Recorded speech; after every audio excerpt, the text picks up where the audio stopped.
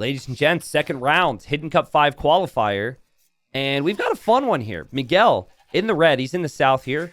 Long-time player, good friend of mine. And Miguel, he had an incredible performance in Hidden Cup 1. Problem is, game has changed a lot since Hidden Cup 1. That was a very long time ago. And the weakness for Miguel as a player is, well, he hasn't adapted with the times. He hasn't stuck around and played as much as some of the other players we'll see and are seen. But he did win the first round 2-1. Remember, he lost a game to You Pudding, and he ended up getting the job done. He did also say, Tristan, please don't put that game on YouTube, after I had already put the game on YouTube. So I apologize to Miguel if he rewatches this. You lost to You Pudding. What do you expect? He made it to the semifinals against the Viper in Hidden Cup 1, who Viper and eventually won the whole thing. So the point is, Miguel knows Hidden Cup. He's been in a Hidden Cup before. We'll see if he can make it back. And he's up against Sobek, who's another player who's been around a long time. Now, he doesn't have as long of a... he doesn't have as like, illustrious of a career as Miguel.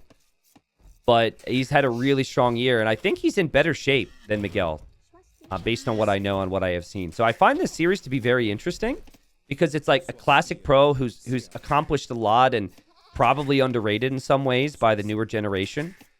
And then Sobek, someone who has slowly gotten better and has shown really good form this year.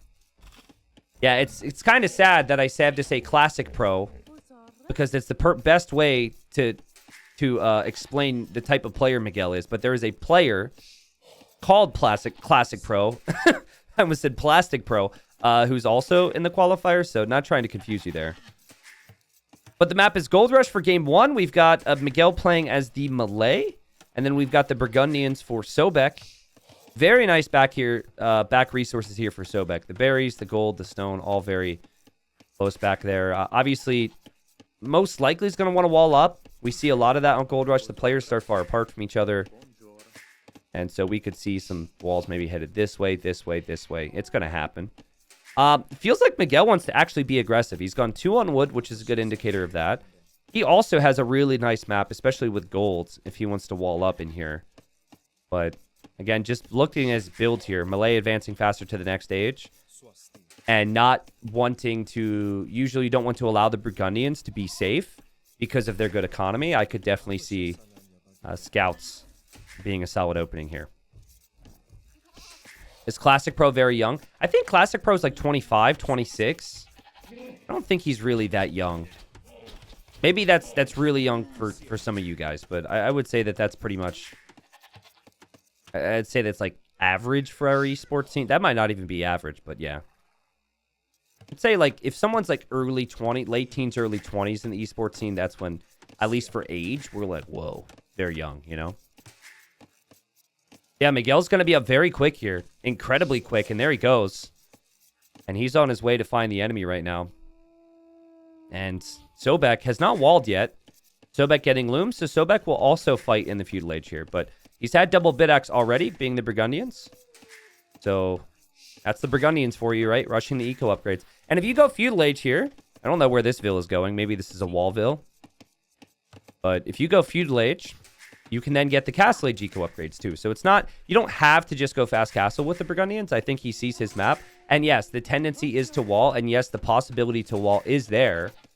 But I like this approach to have a solid eco and have that on the back of some pressure, potentially.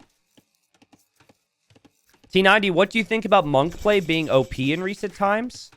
I don't think Monks are OP right now. I think they've kind of been nerfed to the ground in some ways. I think there's an argument that maybe in some ways they've been nerfed too much, actually, if you really want to have the conversation. But I think Monks are not OP right now. There are some situations where they can be very strong, but I do not think they're overpowered. And walls for Sobek not yet completed here. Miguel found him, and Miguel is just going to wall here. So Miguel didn't get loom yet, actually. He's going to get it now. And he's not going to make army, actually. So he's going for the economy approach. Sobek, I think, is worried his opponent's going to pressure him because of the uptime, and he doesn't have the scouting. I wonder if Sobek... I mean, it's not the end of the world for Sobek to make a barracks. But if he starts to realize his opponent's walling up, maybe he'll end up just not making much army here. We've got Brazil fans out there. People rooting for Miguel from Brazil. We've got Chileans out there rooting for Sobek. Sobek sees Miguel's villager. Miguel scouts on the way home here, and that's what you want to do if you're Miguel. Now you back away, but that's perfect. Then you bring your scout in here, and Sobek knows what's coming. He knows the scout's going to be on the way. Miguel would not take that fight for any other reason. We'll see how things end up flowing. These walls should go down. And this is kind of how Gold Rush plays out. It's always how Gold Rush is played out. But it's also with some level of intention, right? This qualifier map pool doesn't have a Stonewall map. So I don't know how many clowns are out there honking their little red nose at this map pool, but there is no Stonewall map in this map pool. So maps like Quarry, maps like Gold Rush, I know they're not Arena, there's not stone walls, but you do have the more closed option, right? So players, they have to work a little bit harder to close it up, but as some Arena players would say, Arena with extra steps, right? And this is not exactly how it breaks down, but of course, like more generally, that's kind of the thought process with Gold Rush and Quarry. And of course, we've got Islands, which is the full water play. Look at these eco upgrades coming in here for Sobek. You've then got Arabia, which is a fairly standard lands map where you see it a little bit more army aggression than maybe this. You've got Slopes, where you have expansion to the sides and the middle. I think meta is still kind of being formed there. Slopes has developed some really, really good games, in my opinion. Really like the map. We've seen a variety of different civ choices there. And then I'm probably missing some. Mudflow has been super aggressive. Yeah, nice mix. But the main event will have 6 new maps. Maps that have not been unveiled yet. I'm sure you guys can probably guess some of them from previous Hidden Cups. And then we have new maps that'll be included. But I can't share changes. I can't share details on the main event because there are 7 players already qualified. So if I share details now, then they have a competitive advantage to know those things, right? That would be unfair for these people that are going through this crazy gauntlet of a qualifier. Look at these resources for Miguel here. I mean, Sobek's done the right thing. Not only did he get the walls down, there are like big walls. And then he also went for heavy plow. And you might be like, okay, well, T90, that's obvious. He's Burgundian. But yeah, I mean, a lot of times I'm not seeing that. A lot of times on this type of build, they always go for bow saw. But getting heavy plow before every farm is actually kind of tricky. Barracks then from Miguel. And that tells me he might be thinking about scouts more than anything. But he's going to be in Castle Age way faster. Yeah, I saw the Islands game between Veleza and Syscon. I really liked how Syscon played it. It was a really close game. Landings are always going to be a bit rare on an out-and-out water map. The potential's still there on Islands. But it was a fun one. I think people really like landings. People get excited about that, especially when it doesn't happen that frequently. That was a fun one. I've really enjoyed the Islands games. We've had... I think the civ diversity is something Islands lacks because there's only so many civilizations that are really, really elite on water. But it felt like we've seen... I know that people like unit diversity, and some people, they freeze up. Like, if they... Some people, it's like the second... Just wait for it. The second, you know, it's Dark Age on Islands. People are just like... Oh! You ever have, like, a really stressful day, and then someone asks you to do one more thing, and you're just, like, your anxiety just builds up, and you're just, like, so resistant to the idea. It's unbelievable, and you can't explain it.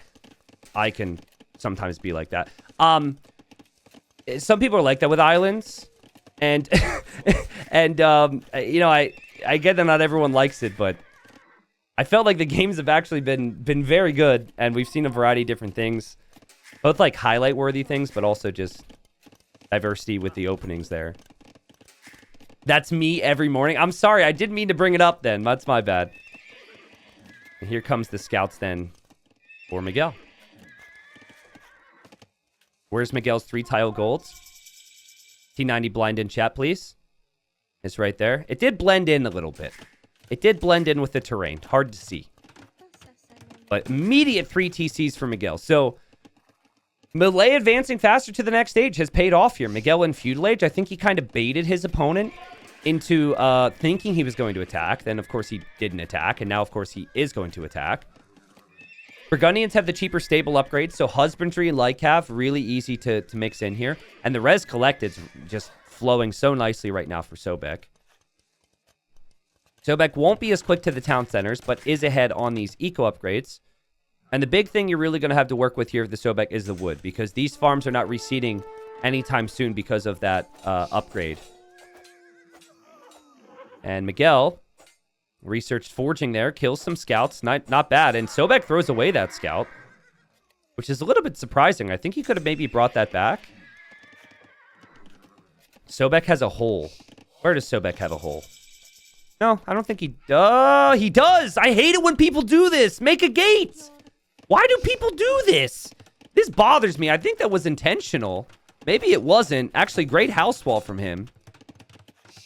And you were right. There was a hole right there. I thought you meant like on the sides. Maybe it wasn't intentional. But now his scouts had to chase Miguel. I'm not sure this is actually good for Miguel, though. It looks like it's good.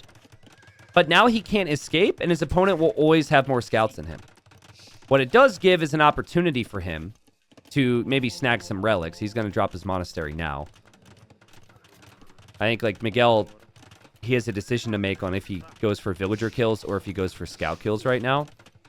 Sobek has done a really nice job considering the hole could have made things much worse for him. And, yeah, he's got Light Cav now, which are actually slower than scouts. So if Miguel wants to be a massive nerd here, we've got the emote to spam if he does. It could honestly pay off. Like, these Lycav are supposed to be controlling the middle of the map and killing scouts. Now, Miguel also has to do this while adding farms and adding eco, so it's not so easy. He's actually gone to stone already, and that was my big thing, is like, if you can rush to imp faster, get a castle up, get some trebs out with the melee, could be really strong here. But yeah, Sobek comes to the middle. I think Sobek's position is fine. Not too bad. Yeah, I think 4th TC on this gold could be really good. 4th TC on this gold for Sobek then could be really good. Players might build up towards that. And this is a nice little start to the series for these guys. Nice little boom fest, as Gold Rush tends to be. We did have some forwarding. We had like forward towers from Max with scouts. We had forward castle drop on the enemy's base. We had like Incas, we've had Celts, Burgundians, Malay, Portuguese, Hindustanis. I'm trying to think. Guys, help me out. A civ you've seen on Gold Rush here. There's been a lot of civ variety. I'm going through my brain, going through my Bohemians, Georgians, Poles. I don't recall seeing Gurjaras, actually.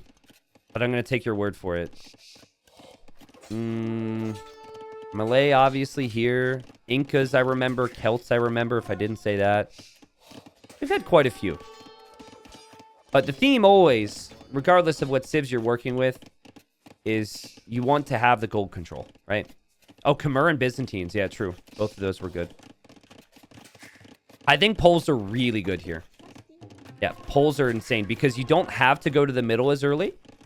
The downside with Poles, actually, usually it's like they don't spend as much gold on their units, and they also get that extra gold income, so it's a double whammy.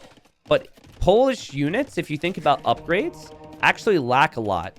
And so if the opponent has full gold control, they can afford better units than the Poles, in theory. But I think Poles are really easy to play. Siege Workshop in the middle here for Sobek. Miguel just scouting here. He's going to see that. And Miguel trying to get relics. Sobek with the moves! Killing 2 monks. Beautiful play. 3 monks. 2 monks. There you go. Still, that's more than worth it. Meanwhile, over here, Miguel's going to kill a monk. So still 0 relics collected. Both players with simultaneous pushes there on the opponent's base. That was really well played. The siege is interesting. I don't mind mixing in the siege. And like having the siege workshop, even just blocking this hill was really nice. But right now, your opponent's just making light cav, so I don't know if the siege really fits. I think this is if Miguel was going to go for lots of spears. But Miguel kind of surprising Sobek with the amount of light cav he's making. I mean, why not both, right? Light cav and spears could work. And I think Miguel might be moments away from coming out here to town center that. Could be a little dicey, though. Could be a little scary to do that when the Siege Workshop's here. Yeah, Daniel had picked Khmer. True. I don't recall seeing Frank. I didn't cast every series, though. The thing is if I'm not casting a series, I'm almost always watching through it. But the first round was a bit trickier because there were so many games. I think there's only 3 sets I didn't watch, though. Lycav going to kill another monk there. This one might survive. It's going to be very close, and it does survive. Miguel's not pleased about that, and whoop! Beautiful micro. Look at that. The infantry get the armor upgrades for free in each age for the melee, so now the military transition feels like it could be quite strong here for Miguel, and Miguel going to attack this villager, going to kill this villager. Still pretty close. Still no villagers here. It's almost enough for a castle right now if you're Miguel. I really like the 4th TC decision from Sobek. I also love the positioning of it. Look at that. Because this is going to be a long Castle Age battle. That 4th town center feels very nice. Pike upgrade for both of them now. You usually don't see the pike upgrade till the 2nd and 3rd barracks come up. And that's what's happening right now for Sobek. More monks will go down. Pike upgrade is in for both of them in a second. And now castle for Miguel going up towards the middle. This should go up. It could be awkward, but he's got enough army to defend it. He's also still camping the production from Sobek and keeping Sobek away from that gold. Which obviously means Sobek needs more pikes, but Miguel's going to run through. Miguel's got some nice control. Miguel will have the castle. Eventually, the Burgundians can go for really good gunpowder in the Imperial Age against infantry. But you need gold for that. And Miguel has done the slightly better job with map control, and Miguel's going to click up. And I think you go TC here then, right? So you can get more villagers on the gold. And Sobek has this gold. So he still has, actually, he has tons of gold in his base, but he really is going to want to protect this one. And now if your opponent's on pikemen, you go Karambit Warriors to push back the pikes. This is amazing for the melee. Like, the melee were already insane with their timings, but then when the devs gave them the infantry armor for free, it helps their pike play, and it helps their Karambit Warriors so much. And it just matches their... It just helps them in an area where they were already really strong with the faster uptimes. You're just rushing to those next upgrades. Oh, man, Sobek... He needs a TC here. I think, like, he just didn't expect the Karambits. He thought the pikes were enough, right? Because he finally got a good pike number. He did not expect these little annoying Karambits. And he never expected that Miguel would deny... He thought getting the middle hill, that was probably, like, one of his bullet points. One of the things he looked at strategy-wise before. It's like, get the middle hill locked down with army and you're in a good spot on Gold Rush, but he didn't know that Miguel with melee, a civ that doesn't really have the best Lycav, would make so many here. So this has been really good for Miguel. And look at this. I mean, no TC even for Miguel. He's going for another castle. He's looking for Treb targets. And these Karambit Warriors are so cost-effective, they're going to kill all the pikes. And this game, which was so close for so long, is now all Miguel. Not even close. Villager counts even. The ranges are coming up for Sobek. He's going to research chemistry in this university, which is going to go down. And his ranges are going to be camped as well. Miguel's all over him. And this is what we said. Like, I think the level's close between these two. But Miguel, even though he's inactive, even though he doesn't train as much as he did in his heyday, there's a reason this guy was in that consistent top 20 conversation all the time. He wants to be back in Hidden Cup. And he wins that first game. And that was just really cool for Miguel. Again, I think in your standard game, this is how I would describe it. The melee kind of worse off in the Lycav situation here. Well, Miguel surprised Sobek. Sobek probably thought he was fine. Then he switched into infantry. There, of course, the melee are superior. But, you know, normally what you're having is a little bit of control on both sides. There's normally not a lot of pressure. Normally, in most of the games we've seen, players are not going double castle stack and no TC and full army. They're normally taking their time. And Miguel did not take his time. Miguel applied pressure, constantly focused on this hill, and he wins the first game. Someone being critical of the idle TC for Sobek. I mean, Miguel has more, right? I don't think you look at that here. I think you just look at the trades. I think Miguel took better trades in the middle while simultaneously building up on stone much earlier to drop his castle. And the castle protected his gold, but that's not even how he used it. He really just used these for the karambits there. Miguel made that look very easy there. And Burgundians have the better boom. Res collected was ridiculous there, but you know, gold was close, stone was relatively close, but just the food wood, flying ahead there for Sobek. Well played.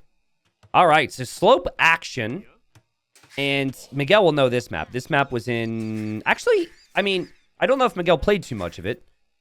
I forget which Hidden Cup I introduced this map. I forget if it was Hidden Cup 3 or Hidden Cup 4. It's been too long at this point. But anyways, Hidden Cup map, slopes. And the way this map works is options. So you've got 2 shorefish and 4 deer on both sides of the hill. Yeah, it was 3. It was 3. Thank you, because that was an Indian fest.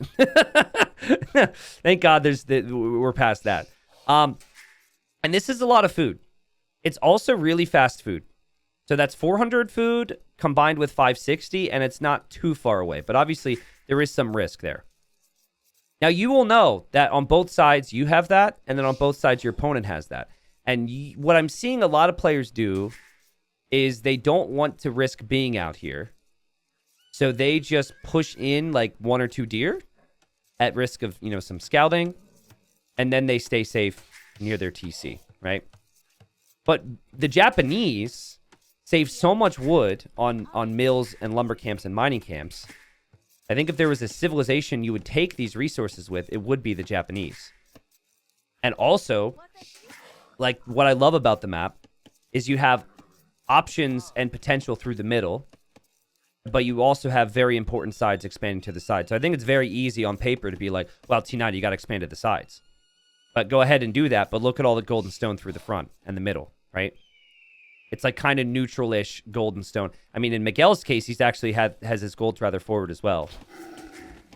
So I don't think you can truly simplify this one. I think a lot of the game flow depends on your approach.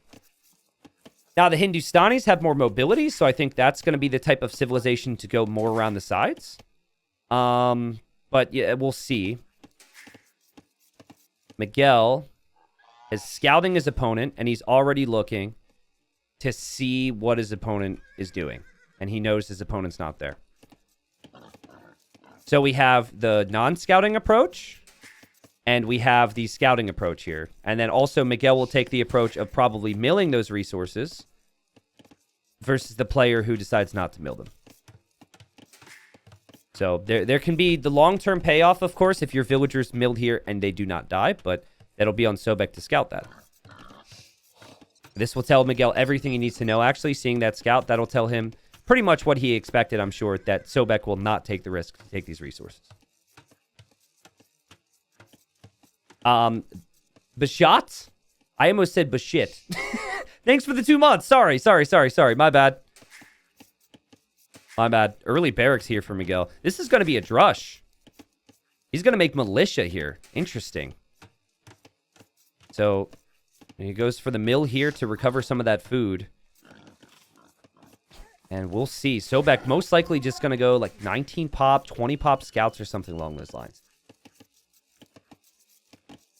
Sculpiati says, how many maps for Hidden Cup 5? So the qualifier has 7 maps. The main event will have 13 maps. It'll have 2 new maps. Actually, none of this is confirmed. The main event might have 15 maps at this point, but let's just say most likely the main event will have 13 maps. 4 maps that have been seen in previous Hidden Cups. 2 maps that are brand new Hidden Cup maps that have never been seen or played before, except for myself and those high-level players which are on the testing committee. Sounds so professional, right? Funny, Miguel, he spent so much focusing on the sides, he hasn't actually looked to see where Sobek is taking other resources. And then Sobek is here, scouts this. He has no clue his opponent is rushing because he chose to push in the deer. So this is Sobek's point of view. He is going to get loom at the perfect time, but he's got militia in his base, and now he can't complete that lumber camp, and that's annoying. And he has to make sure. It's actually really funny. You can't see the units But he is losing the lumber camp, so he needs to remember that that is there and delete it. Also, he ran directly into Miguel's TC. So I think the lack of scouting has hurt Sobek a little bit here. And I just don't think he expected that. Sobek did not check to see if Miguel is over here. Miguel's 4 villagers have already brought in 250 food from that. And he's going to be up to feudal age here in a moment. This was deleted, by the way. So he got some of the wood back. Yeah, Capitan, you are correct. Obviously, if players' identities are hidden, they can't be like on camera, and there can't be any streams. You are correct. So, 2 militia. We'll see if that leads to more. Sobek building his barracks now. Normally, when you get affected like this with a drush, you are you're gonna be slightly delayed with your building, or something economically is a little bit off. Like you miss an eco upgrade, for example. Back in the day, folks, a drush wasn't meant to kill vills. These days, it's like if you don't kill a vill, everyone's like, ah. But no, it's just meant to delay, just meant to control. Miguel's been around a decade. So it is a range opening for Sobek. I don't think this was his original plan. And these villagers are now on the deer. Res Collected looks really nice for Miguel right now. And this has just been all him so far with this pressure. It was not something Sobek expected. We don't really have the meta down for this, but I would say based on what I think players will do in most games, what Miguel has done here is definitely unique. And he picked Japanese for this, obviously. I think like other civs could maybe do it, but I think Japanese are maybe the best for it. Miguel goes for a range. Miguel's militia and scout separate, so the scout can double check certain things. But guys, Sobek does not know his opponent's taking this because of his approach. So that is like, these resources are very, very nice to collect in these instances. And then you can just walk right back home. I think Miguel's economy and his res collected will be looking a bit nicer than Sobek's. T90, do you sometimes get afraid that you'll reveal the players' names by mistake during casting? I would if I knew who they were and I was spoiled, but I also don't know. Yeah, I also don't know, of course, right? Because then, dude, I can't keep my mouth shut. Of course I would accidentally spoil it. My goal every Hidden Cup is to not guess who is who, but then I'm always just get so into it. I'm like, it has to be this person. And then I look like an absolute moron when you watch the videos later on and you know who is who. So I'm telling you, I'm not going to guess who is who at this Hidden Cup. I'm just not. All right? Promise. Miguel's done a great job controlling this game so far. He actually didn't know his opponent was going archers until now, which is kind of wild. He may have saw the archers before, in all honesty, but he saw the gold, which would have told him archers. Sobek went forward, sees the range from Miguel, knows that Miguel is going for skirms, or at least one skirm. And so a common follow-up to this can sometimes be scouts. But resources collected a bit higher for Miguel, control a bit higher for Miguel because Sobek is paranoid. But we'll have our first death of the game right here. Not bad. Again, I think the better players will take the low-risk approach. I think Miguel is considered the better player here, but Sobek's approach is probably what the majority of players will end up doing on this map. I think there's civs that kind of break that rule. Japanese being one of them. Mongols maybe being one of them with all that hunt, probably worth milling. Here comes Miguel. Fletching's on the way. Resources looking really nice for Sobek. And Sobek is just, I really feel like he's missed out on critical timings here. He didn't scout initially what his opponent was going for. Now he doesn't have fletching because he's been very casual about this. And with Miguel having fletching, Miguel can force the issue here. Fletching will be on the way for Sobek here in a moment, but Miguel will have the hill and will be able to disrupt. And Sobek just now sees this. This is an area that Miguel is going to leave soon. But at least he knows if he could peel his archers out of this group maybe, just use the skirms, it could be okay. Still no fletching. Almost like this is intentional now. Like he wants to click up to Castle Age before researching fletching. This is a little risky here. Miguel happy to keep his opponent's base open. And he's right next to this gold. This cannot be comfortable for Sobek right now, especially after losing the first game. Now, it's not a full wall for Miguel. He's could follow up with this army, but he doesn't know precisely if his opponent's going to counterattack. But you can see the scout activity here. He saw the other archers were behind there. I think Sobek will have enough to hold this. I think this game will go to Castle Age, but little thing that adds up here. And nice defense from Sobek. This is because he's closer to home, and he can make some defensive army, right? And what do we do in the next stage? I'm feeling cav archers, man. There's a lot of skirms. Honestly, maybe some knights. I guess Hindustani's don't have knights. Yeah, probably crossbow skirmisher. But well played. Well played. So slightly different approaches. But now you have to think about, do you pressure the golds and stones in the middle, or do you go to the stone or the gold on the sides? Oh, nice micro there, using the scout there from Sobek. But Miguel sees this. Does lose some units here, but he does have armor on his skirms. So armor on his skirms means the archers from Sobek won't do too much. He does have more army here, and he clicks up slightly behind Sobek. I think crossbow is going to make the most sense. Ooh, this could be a skirm kill. I think crossbow makes the most sense because of the fact they're both making archers right now. But I love cav archers on this map. This feels like a knight cav archer map. Magyars were already chosen a lot 3 years ago on this map because of their scouts and knight play. But now that cav archers mass a little bit faster out of their ranges, I think they'll be picked even more. And Sobek has a scout still, so he'll scout Miguel, and he'll see more ranges. So that's 2 more ranges and a stable. That is cav archers. It's very rare to see 3 ranges for anything but cav archers, because it's so important to get the mass going. I know at this point it's been said a million times, but the Hidden Cup 5 logo looks amazing. Thank you. I'm not going to complain about more compliments on it. Thank you, guys. Yeah, I agree. I was a little uncertain on it. Obviously, there were some early versions of it. I can be a pretty particular individual, but I'm really happy how it came out. So I know that, like, this is probably going to be cav archers, but still would not want to lose your skirm numbers here, because Sobek clearly going to consider the elite skirm upgrade. And now, guys, this is where the Hindustanis feel very smooth if they can get their town centers down. Cheap town centers is just wonderful here. And we're going to see a TC on that right-hand side. Scout's still standing here for Sobek, interestingly enough. And Miguel can see it and hasn't done anything about it. Miguel, no scout for him. He knows there's skirms, though. So we'll make a knight, and he'll probably mass his cav archers here. I don't like this TC spot for Miguel. I think he utilized the early game on this map very nicely. I think he's actually placing this TC because he is paranoid this area will be exposed.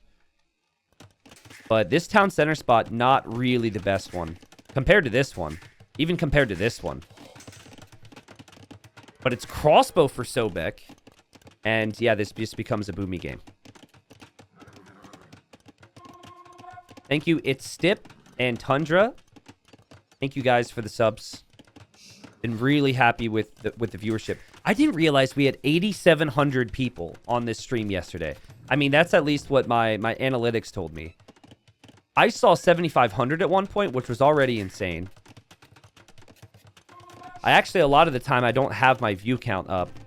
I'm not sure, like, if the main event numbers are insane, I'm not sure if I should have it up. I might get nervous. My commentary might be worse, but also at the same time, I kind of like that jolt of energy, so we'll see. But thank you, guys. Boss said 8,000 tabs open. Oh, thank you. Thank you. Thanks for your sacrifice. Okay, so it was actually just 700 people and Boss with 8,000 tabs. Thank you. That's awesome. This has been interesting. I mean, it's been very passive, actually, for the start to Castle Age. Big economy focus. Like, Sobek, I think, is paranoid right now. I think he had a timing to maybe push. There goes his scout. His scout's looking to see what's out here. He actually would have seen a Cav Archer there, so he knows his opponent's on Cav Archer. Immediately clicks Elite Skirm. This is still a pretty small army. And Elite Skirm is still 40 seconds off. Scout did go down. University for Miguel. So he wants to get Ballistics. And he'll see this. And this is good time to be getting kills against Skirms when the Elite upgrade's on the way. But I don't know if his mass is enough here. He sent 2 archers here. He also put 3 archers over here. So at this point, Miguel will know that his opponent has likely expanded. Actually, well, the mill doesn't necessarily mean that. But this mill wasn't here before. So he should know that Sobek is expanding over here. Especially since the army's there. And Miguel now another TC in the middle. If you're going to TC middle, I actually would prefer a TC like this to at least protect some of that more forward gold. But sometimes it's like when you feel like you're delayed on town centers, you just got to get those town centers up to get villagers out there, right? Just be sure not to feel discouraged if you have fewer viewers, since you also have the viewing parties. Guys, if we're a couple hundred viewers away from records, I am 100% having my admins at the viewing parties telling people to open up their phones. You don't have 100%.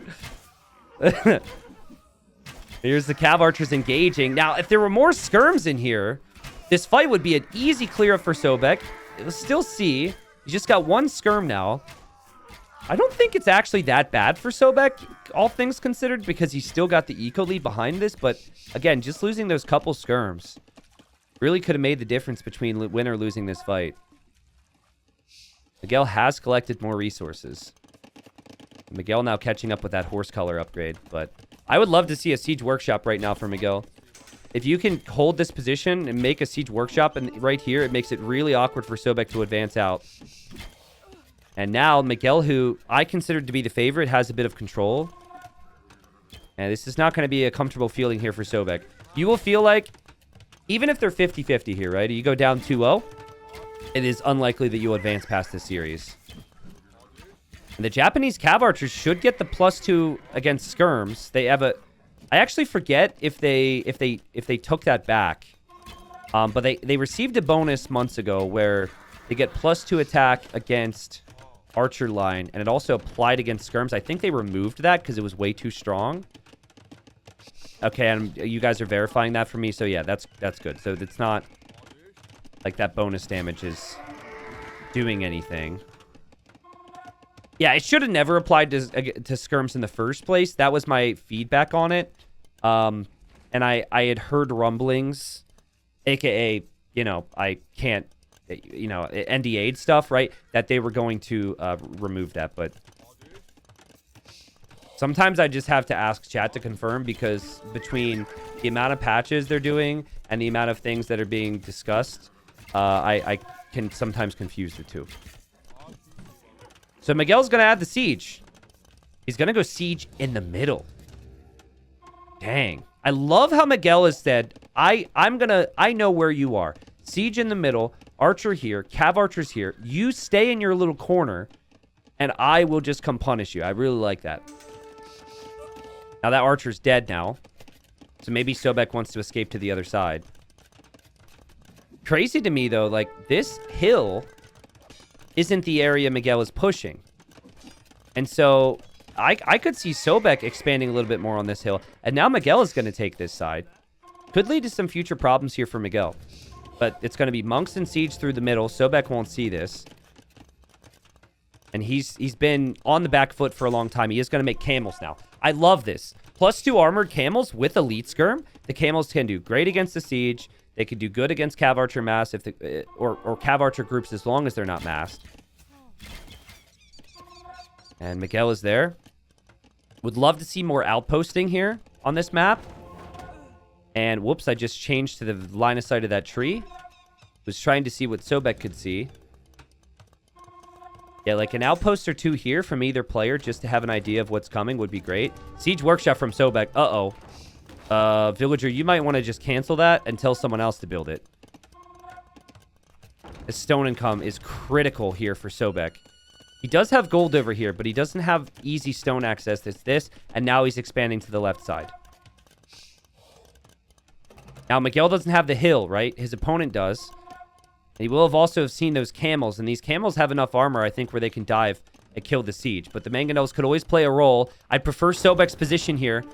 Sobek with the hill, with the camels. He just cannot lose the skirms. And Miguel just advanced too far. Sobek with the beautiful splits. He takes out the siege. And now with skirm and camel and a superior economy, this should be an amazing position for Sobek. Such great patience there, actually. He never canceled this siege workshop. He felt like he could always take the fight. And now the Hindustanis, the camel skirm combination against knights and cav archers should be really hard for the Japanese to stop. And Miguel might need to stabilize with a castle quickly. Miguel's going to get relic number 2. He's been focused on that. And he feels like the cav archers could in theory take out the camels, and then he needs something to take out the skirms. So I think, oh my god, he's building a castle here. Miguel almost killed the foundation. Sobek, be careful. Okay, I mean, he might complete this castle. Who knows? He's actually taking a really decent fight here. Miguel killed 8 villagers on that. Castle's going to go up right next to the siege workshop. My goodness. But yeah, here's a question. Does Miguel know that they removed the +2 bonus against skirms? Oh my god, Sobek. What are we doing here? Vill count could be even soon. Because it was fairly recent, right? Again, Miguel's not that active. He's taking a lot of fights against skirms, which is why I ask. And I'm sure he had some experiences with that bonus that made him feel like it was very strong against skirms. I'm Miguel's friend, so I should say that he definitely knows that. But I'm Miguel's friend, so I'm going to say that he might not know that. With the amount of fights he's taken against skirms. But it could be also that he felt like he had no choice at times. Sometimes you take fights just to focus on other things. And right now, this TC kills some camels. These cav archers kill some camels. He will likely complete his castle, and he will be up to imp. But he is not in a good position right now, unless he can mass more cav archers to deal with these raids. Sobek's castle's up in the middle. The Sobek's skirms and camels are over here. But you can't win the game with skirms and camels. You can control the game, you can't win it. Not in Castle Age, anyways. The camels will go down. Love the activity from Sobek here with the outposting. This is what we wanted to see. And I think you pretty much do more of the same. The problem now is he hasn't actually taken good trades against the cav archers for a while. And Miguel's still massing them. So if Bracer and Chemistry come in on the cav archers, if they can find some areas to hit, could be really good. But I'm also wondering, like, where are those areas? Look at the vision for Sobek here. He's not going to be surprised by too much. I think a castle here is needed next. You don't really need a castle on this side because, well, there's just not as much to protect right now. But you could argue that your army could protect the other side. But it's building up towards the 2 or 3 castle stack in safe areas for Sobek. Plus, Sobek will have some nice little control through the middle. Here come the cav archers. One of the worst feelings is when you patrol into an area you think you're going to kill your opponent in, and then you hit a building, and you know they know you're there. That is not a good feeling. So Miguel's going to focus middle. He's going to focus middle to go treb push this castle. Makes sense. Miguel does not have a lot of gold right now, though. Really needs to take this gold. He's got 5 on gold. I don't mind it. Like, I think Halb, Cav Archer, if we're talking full upgrades, can be really good against the Hindustani Skirm play. Like Skirm Camel play. Obviously, Skirm still do bonus damage against Halbs, but... you know, Samurai even. Like, Elite Samurai against Camel and against Skirm. You can't get there yet, but if he can start to take some fights and make Sobek nervous... I think having the castle, winning the castle war, and then having castles remaining to go samurai could be sick here. By the way, something that, you know, it's a little iffy, but you'll notice with a lot of players who are Miguel's level. Actually, I was expecting to click here and see he didn't have auto farm on, and he does have it on, so I take back what I was going to say.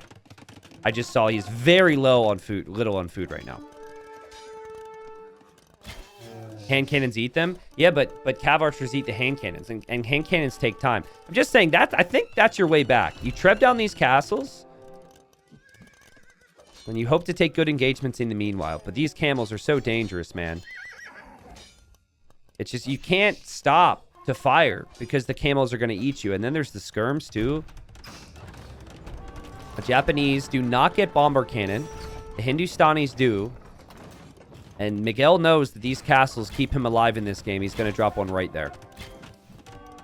He's also going to treb this one down from Sobek. And then he could shift his focus to this. How do you kill the trebs right now if you're Sobek? You have to dive underneath castles that have great upgrades. That's not great. Miguel only 2 trebs, though. This castle, oh my god, it's going up. We knew it would go up. And if he runs through there, he's going to lose a lot. But if he gets through there, Miguel's going to lose a lot. Interesting decision from Sobek, because he's still kind of struggling in the middle. And Samurai! No upgrade, Samurai! Let's go! Hype! Samurai, can they kill the trap? That's a lot of Samurai for a trap. It works. That's a pretty big deal. So is this, though. Miguel's had gold problems. He's had food problems. He's had stone problems. He's got everything. He's got problems. But he's got trebs. He's got 99 problems, but a treb ain't one. And maybe with some pikes here for Miguel. He has to send pikes here. But if you can get pikes to the front as well, could be really strong. But yeah, this is the problem. He just can't make many units. And Sobek has the siege elephant, the camels, the skirms, now the bomber cannon as well. He's going to keep his castle up. And Sobek ties up the game very nicely. Again, completely different approaches at the start. Miguel was able to surprise Sobek. But I think Sobek's eco and castle age was good. And like, cav archers take time to mass. They are mobile, but Miguel was never really able to use the mobility. Sobek played defensively very nicely. I also think if this becomes a 3TC boom game, the cheap villagers of the Hindustanis is a really underrated bonus here. And I think that helps you a lot when you're in Sobek's position. So, also, the camel switch was so nice. A lot of players stay with just skirmishers there. You maybe get overwhelmed by the siege. Miguel thought it was just going to be skirms and boom. But then the camels and that engagement was so nice. And it's very rare that when you're under some level of pressure, you wait so long for the 4 stables and the armor and the upgrades. Like, a lot of players rush into those engagements, but it was the perfect timing, it felt like, there for Sobek. And so, yeah, like we said, Chile hype, 1-1. The hope of all of Chile here for Sobek, but he did well. And that's why I think this is going to be a close series. He can do just that. 47,000 resources collected there against Miguel's 40,000 resources. We're here going in game 3. We've got Miguel playing as the Mayans, and we've got the Incas for Sobek. Okay. So, Incas versus Mayans. Now, I would call this a Meso War, but someone's going to be like, well, this technically isn't a Meso War. We could call it a Eagle War, maybe. I think a lot of people see Incas as the best Eagle Civ these days because they just have so many options, right? It's cheaper for them to make any unit that costs food these days. I can't, like, maybe it's because I'm so freaking old, but I just can't look at the Mayans and doubt them in 2024 even. Like, you start with the extra Vil. Your resources last longer. Your eagles are the best eagles. Your archers are dirt cheap. Your walls are dirt cheap.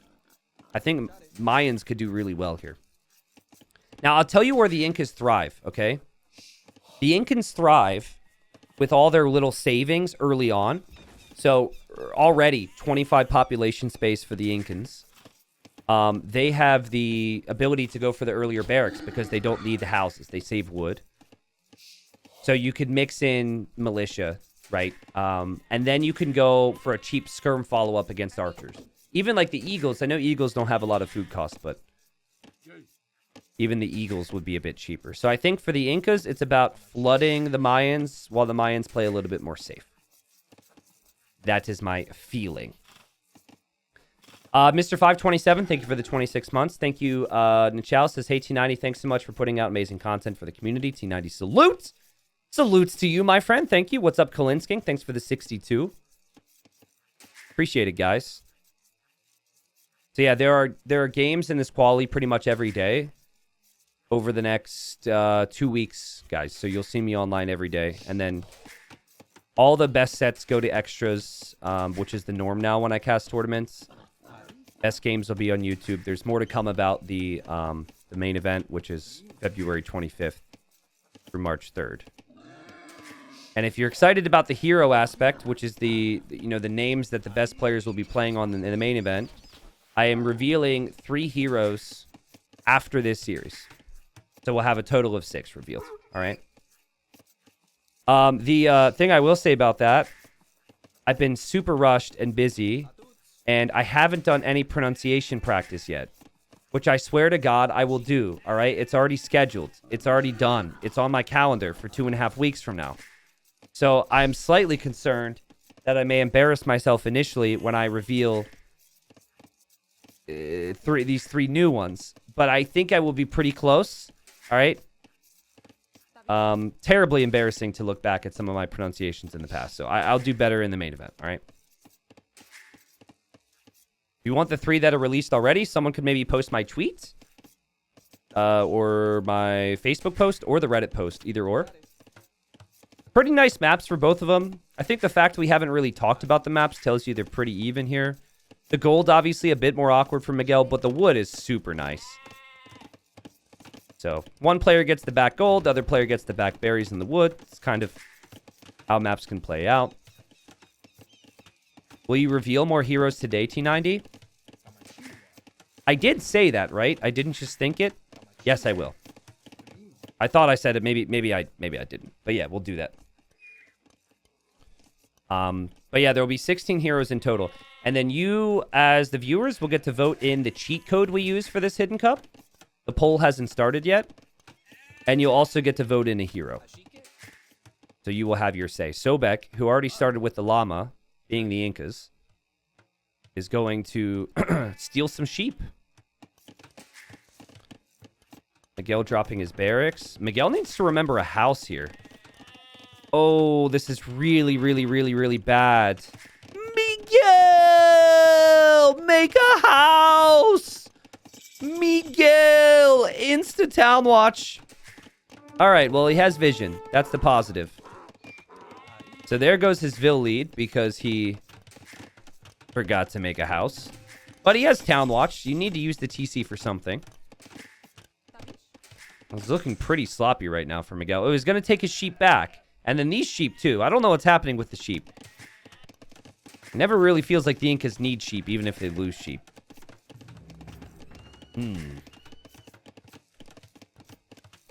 T90, how can you make sure that the players are not stream sniping with T90 stream? There's a delay. Obviously, I cannot, have someone watching. Miguel, bro. Miguel, must have been a misclick. I can't, there's only so much you can do. But there's a delay from what's happening. So we are 2 real-time minutes behind what's actually happening.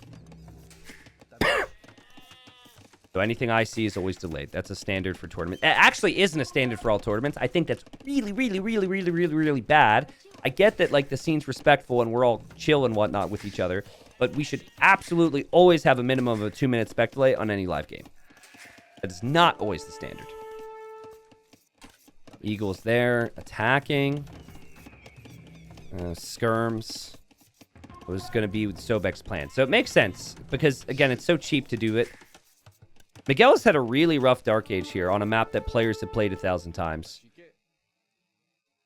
So we'll see. Miguel's not walled yet.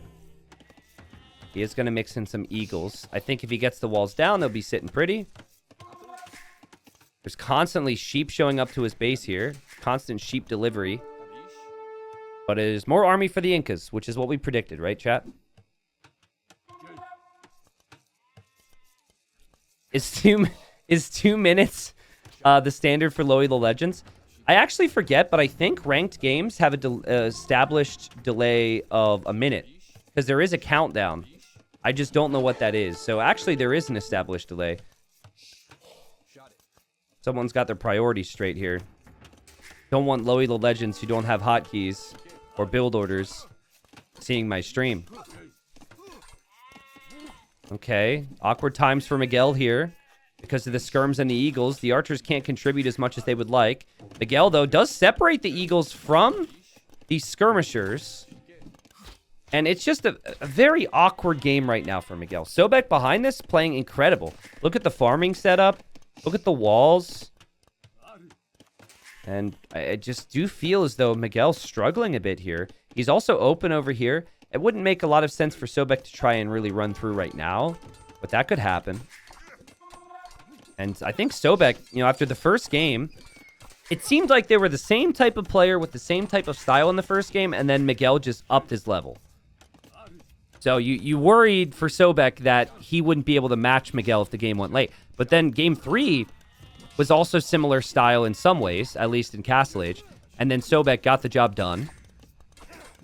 And now here, I mean, he's a villager up on the Mayans, which start with an extra villager just because of some execution problems here. Crazy. Yeah, Omni Shambles, we will have a show match for before the main event with players that aren't in the main event to kind of give you guys a feel for how things play out here.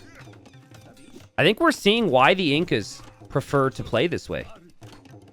Right? Why you can go Eagle Skirm. Why Incas are picked so frequently. It's just so many units.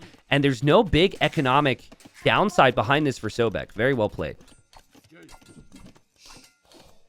Well, someone is complaining about Miguel's map and how many woodline he has, as he's been punished for walling, which is comical to me. Also, these civilizations don't have scouts. Of course they're going to wall. Mayans have cheaper walls. Of course they're going to wall. It's the civ bonuses, man. Uh-oh. Now, we used to call this China style back in the day. It was like 500 ping, right? You get in this guy you'd never played against, 500 ping. And you're just... And like the Chinese players were kind of the ones that started the trend. I could even list some pros back in the day. Tim was known for it, like early 2010s. One of the rare instances Viper was ever salty in his younger days. And even then it wasn't that bad. Was against him. But you full wall, right? Your opponent is applying pressure. You kind of just hold from that pressure, and then you do this. And Sobek must sense something's up here. He does not see the archers. So if you don't see the archers, you're worried. He's bringing his army home. He doesn't have any scouting unit here. And Miguel could kill multiple villagers with this. Now, Sobek's going to click up, and Sobek realizes that. What great awareness from him to pay attention to that. That is so impressive. Normally, that villager dies, and then you react. Sad thing is, the villager could still die, but no! Little bit of damage control. He has to bring his skirms over here. The skirms are still caught up with the eagles. Nice job from Miguel. Miguel kills the villager. He pushes his opponent off of gold, and Miguel just found a way here with those little sneak archers. It's like the second you don't see those archers, you've got to be going home, and I think Sobek just lingered a little bit too long there. But that evens out the game, in my eyes. And Miguel's going to be walled, and neither player has stone, because everybody sells their stone. Double mining camp tells me that Miguel will stick to eagles. And double barracks as well here for Sobek, so he will probably stick to eagles. Big feudal age battle here. What is happening? Big feudal age battle. Normally they wait. Normally they wait for Castle Age, but who's going to wait when you can win the fight? And this fight is going to go for Sobek. Sobek will kill every archer, I think. Eventually, maybe, sort of, kind of. Yeah, okay, it's going to kill most of the archers. This villager just kind of waited in the middle of the fight, like, guys. And the walls will go down. And guys, you do not want to go into an eagle war against the Incas. Because they have access to slingers. This is horrible for Miguel. Because his opponent has slinger. Because his opponent has 10 more eagles than him. So really not the position you wanted to be in. I think the archer mass, if you stick with crossbow eagle, then you can use the crossbows against the slingers. But Miguel, he was up against it. He was in an awkward spot, and he wanted to, to fight back. And he lost a ton of army there. Man. I think 500 ping was exaggerating a little bit back in the day. But I remember plenty of like 300, 350 ping when it was peer-to-peer. So I'm sure you guys remember peer-to-peer with some games, right? Combine that with, like, being the older version of the game. There was quite a bit of lag, but we were relatively used to it, so. So Eagles aren't even upgraded yet. Sobek didn't have to prioritize that too heavily. Still hasn't made a slinger, but he did go for TC number 2, and this looks really good for him. And Miguel is going to have the Eagle Warrior upgrade and Squires.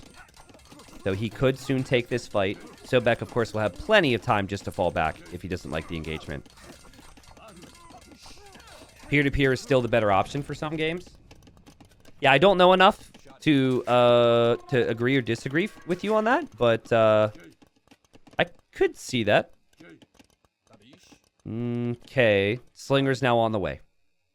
Okay, guys, I made a video on the most satisfying death animations in the game. I think this one we see fairly consistently, but no one really gets to pay attention to it. If a Slinger's going to die, I'm going to try and zoom in on it, and I want you to appreciate the little twirl that it does. Eagle Warrior upgrade now coming in for Sobek, who has the Vil lead. But he doesn't have the Eagle lead anymore, which is why the Slingers are helpful. There's these rocks just shred infantry. People are very curious about the Viper thing. All right, so it was like 2011 or 2012. And if you know Viper, he's like, honestly, it's insane. You know, how consistently he won things for so long, still wins all the time. So popular, and he's just like such a good guy, right? So anyways, this is kind of funny to look back on. This is not a blemish on his character because this is like 10 years ago. But it was a tournament set where he was the favorite against Tim, and back then Stonewalls were a lot stronger, and Tim walled everything. And Viper said, GG, well walled. So I just thought of that because of we were talking about the China style. So GG, well walled. The rare Viper salt. Houses here for Sobek. And Miguel, I think he feels like he has to kill quickly because of the existence of the Slingers. And he might have to. I think he could still take it later stages, but he's going to try and go for a siege push. Here Miguel was trying to break through. Well played from Sobek, who still maintains the lead. Doesn't see the siege workshop, though. If it's siege and eagles, I'm beginning to believe a little bit more for Miguel. 1 or 2 mangonels can also help out a lot. I know that, like, I think for lower ranks, you would want to mix in scorpions here. But I actually think when the micro's this good, I think you've got to go for the unit with the greatest damage output, which is the mangonels. 32 eagles for Miguel. Poof. Is it called China style because Chinese players would go for it, or because of referencing the Great Wall of China? In my case, it was just because a lot of the Chinese players started it, but it could be both. Miguel's eco. All in here. Double mining camp, triple mining camps on golds. But Sobek doesn't see the siege. I have seen games like this fall apart. This is so much army. And when you don't know the siege is there, this can become a massive problem. Thankfully for Sobek, he's got the back stone and back golds. The wood lines could actually become more of an issue. There are the slingers. They're slinging. They're slinging. And now they're scared. And now Sobek's like, what do I do? The answer is you need your eagles to snipe this, but then you have to run in towards the rocks. Yeah, I did see that. Miguel bought 100 stone, thinking about adding a second TC, but then he sold it again.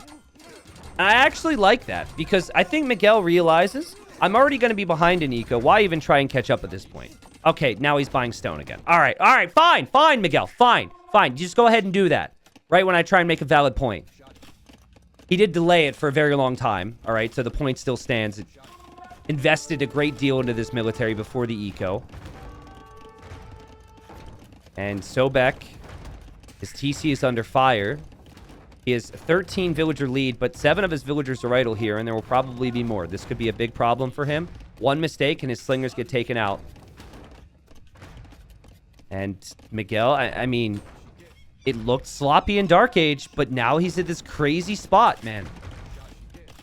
And he might even attack the TC soon. This is ridiculous, man. Look at the army counts for both of them. Miguel wants to kill the TC with eagles. Oh, man. Here he goes. He's underneath the TC. Now he sees activity coming in here from Sobek. He will attack ground. He's invited Sobek to this party here.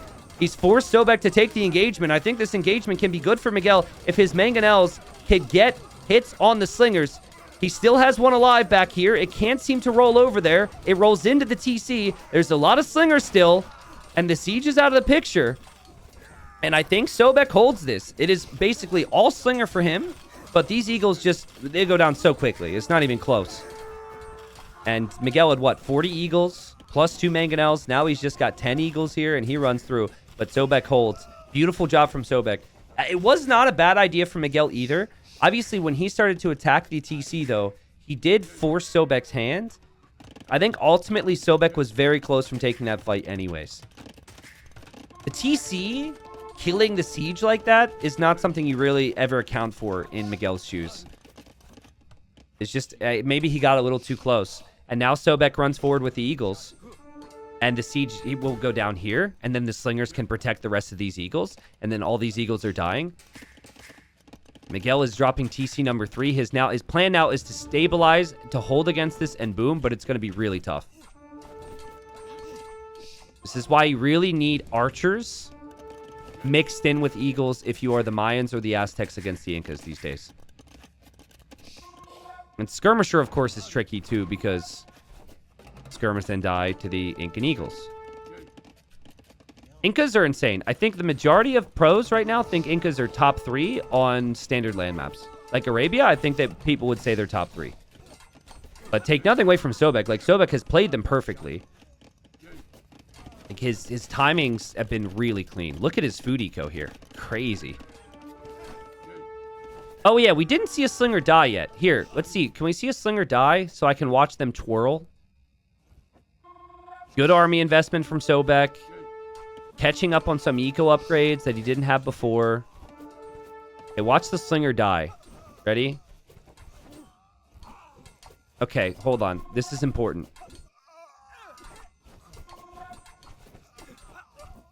Watch it. Whoop!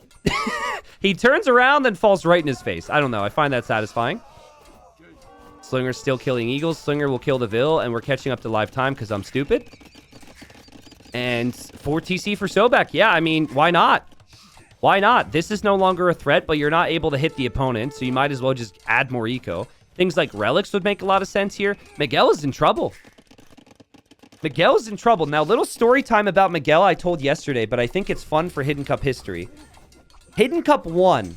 Okay, so 2017? 2018. It was a small 3-day event, 3-day test. Nice micro from Sobek. Kills the Mangonel instantly. That's sick.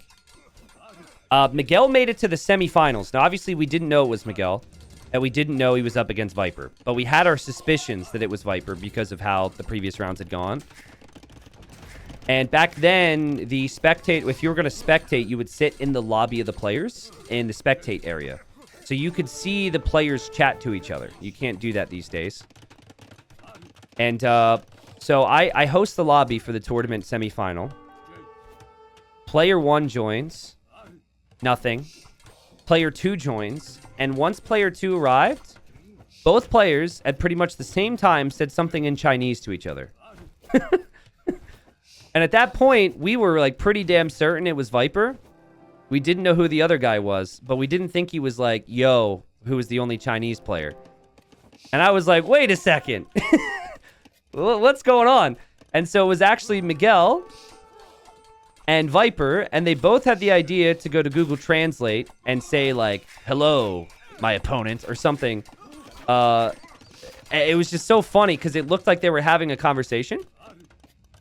And yeah, later on when we interviewed Viper after he won, he said he got a kick out of that too, because he was like, my opponent had the same idea. So yeah, I thought that was pretty funny. It's worth bringing up again. So again, Miguel's been in Hidden Cups before. He actually was really close to beating Viper in some of those games too, but of course Viper ended up getting the job done. Sobek is all in Miguel's eco. He's all over Miguel. He's completely outplayed the guy. Plumed archers can actually be an amazing unit here against Slinger and Eagles, but you need the mass of them, and you need your castles, and it's going to be hard to have your castles if there's a forward castle from Sobek And Sobek will be able to make trebs to push these castles here. And, so, I mean, Sobek's still in different areas of the eco. He split up his eagles into a million different spots. Like, Miguel's having a nightmare right now keeping his eco running. So, I'd said it. Like, both players very similar in skill, but I think Sobek has had the better year. He's been more active than Miguel. Miguel's been a little bit distant from the scene. I actually thought when I spoke to Miguel he was going to retire, but then when Hidden Cup came out and I saw him sign up, I was excited to see that. But I just think his approach for the game is play if I can, but he can't really commit as much as he did in his, in the previous years. Sobek switching right back into Eagles because he sees the plumes. And if he can go Trebs and Elite Eagle, I mean, Miguel hasn't even clicked up to Imp. This is probably over. And this castle's not going to go up, dude. This castle's not going to go up. Sobek sees it. He's bringing the Slingers. He's bringing the Eagles. And Miguel's still got army to deal with elsewhere. He's still losing villagers to these Eagles from Sobek. Sobek is all over him right now. And Sobek actually choosing to place a defensive castle, but he might think that Miguel is up to Imp. So I could see him thinking it's a little bit of a risk right now. But, I mean, these castles are just immediate Treb targets once Sobek is in the Imperial Age. Jubin, what's up? Thanks for the sub. Paul, yes, we will have incentive for the players who keep their identity. The player who is guessed... Okay, spoilers. This is fast forwarding. GG, Miguel just calls it when he sees him. Sobek up 2-1. I know all the things I said about Miguel are true. I know that he hasn't been as active. But still, I had Miguel as my winner today, and Sobek looking good. Such great openings in Feudal, such great defense and economy in Castle. 2 straight wins for him. Well played. But, just to finish my point, main event will have an award for the player that has guessed the least correctly. Is that the way to say it? Yeah. You know what I mean. Sobek dominated that game. Do I think the Incas are a bit better? Yeah. Do I think Miguel kind of misplayed at times? Also, yes. I felt like he was too focused on the walls. Couldn't really get the army going in early feudal. Didn't have anything mixed in to stop the slinger, which is to be expected in this matchup. I think crossbow eagle is ideally what you want, but easier said than done, as is everything, of course. So, all right, so game 4, and it's Mudflow. Miguel, last 2 games, maybe a little bit too boomy for him. And he goes for Mudflow. This map is difficult to play. Your best wood lines are towards the middle area. But this is also swampy terrain, so there can be some demos. There can be some ships that show up later on. It's a great map for his civilization, the Franks, though. You've got the double berries. Franks have a bonus there. You've got great farms. They've got good scouts. The Magyars, though, the Magyars have cheaper scouts. The Magyars get that forging upgrade, which applies to their scouts and also to the spears. And I think if it can get to a point where you can get the Bloodlines upgrade on your scouts... Remember, the Franks can't do that. They start with extra HP. So it's 54. Oh, Miguel, please don't lumber camp that little line of wood. Miguel, do not lumber camp that little line of wood. You have it scouted. Miguel, what are you... He's trying to find his opponent right now, I believe. And he's going to walk over here to take wood. Okay. Yeah, really complicated map to play. Who was the other player? Who played Valis that I'm forgetting about on Mudflow? And it was sick. Why am I thinking it's a Chilean player? Valis. I'm not looking at chat because you're going to tell me. Valis. It's like same category as Sobek in my mind. Argentine. Twig. Yes, Twig, guys. Okay. Like Twig and Sobek, I feel like if you were to do a best of 7 between them, I'd say Sobek 4-2, but they're very close. And Twig played very well against the Franks with the Magyars here. So, I like both civs. The key to this map is army. Army, and I think your wood line needs to be pre-walled in because it could be disastrous if not. Isn't the gold unfair?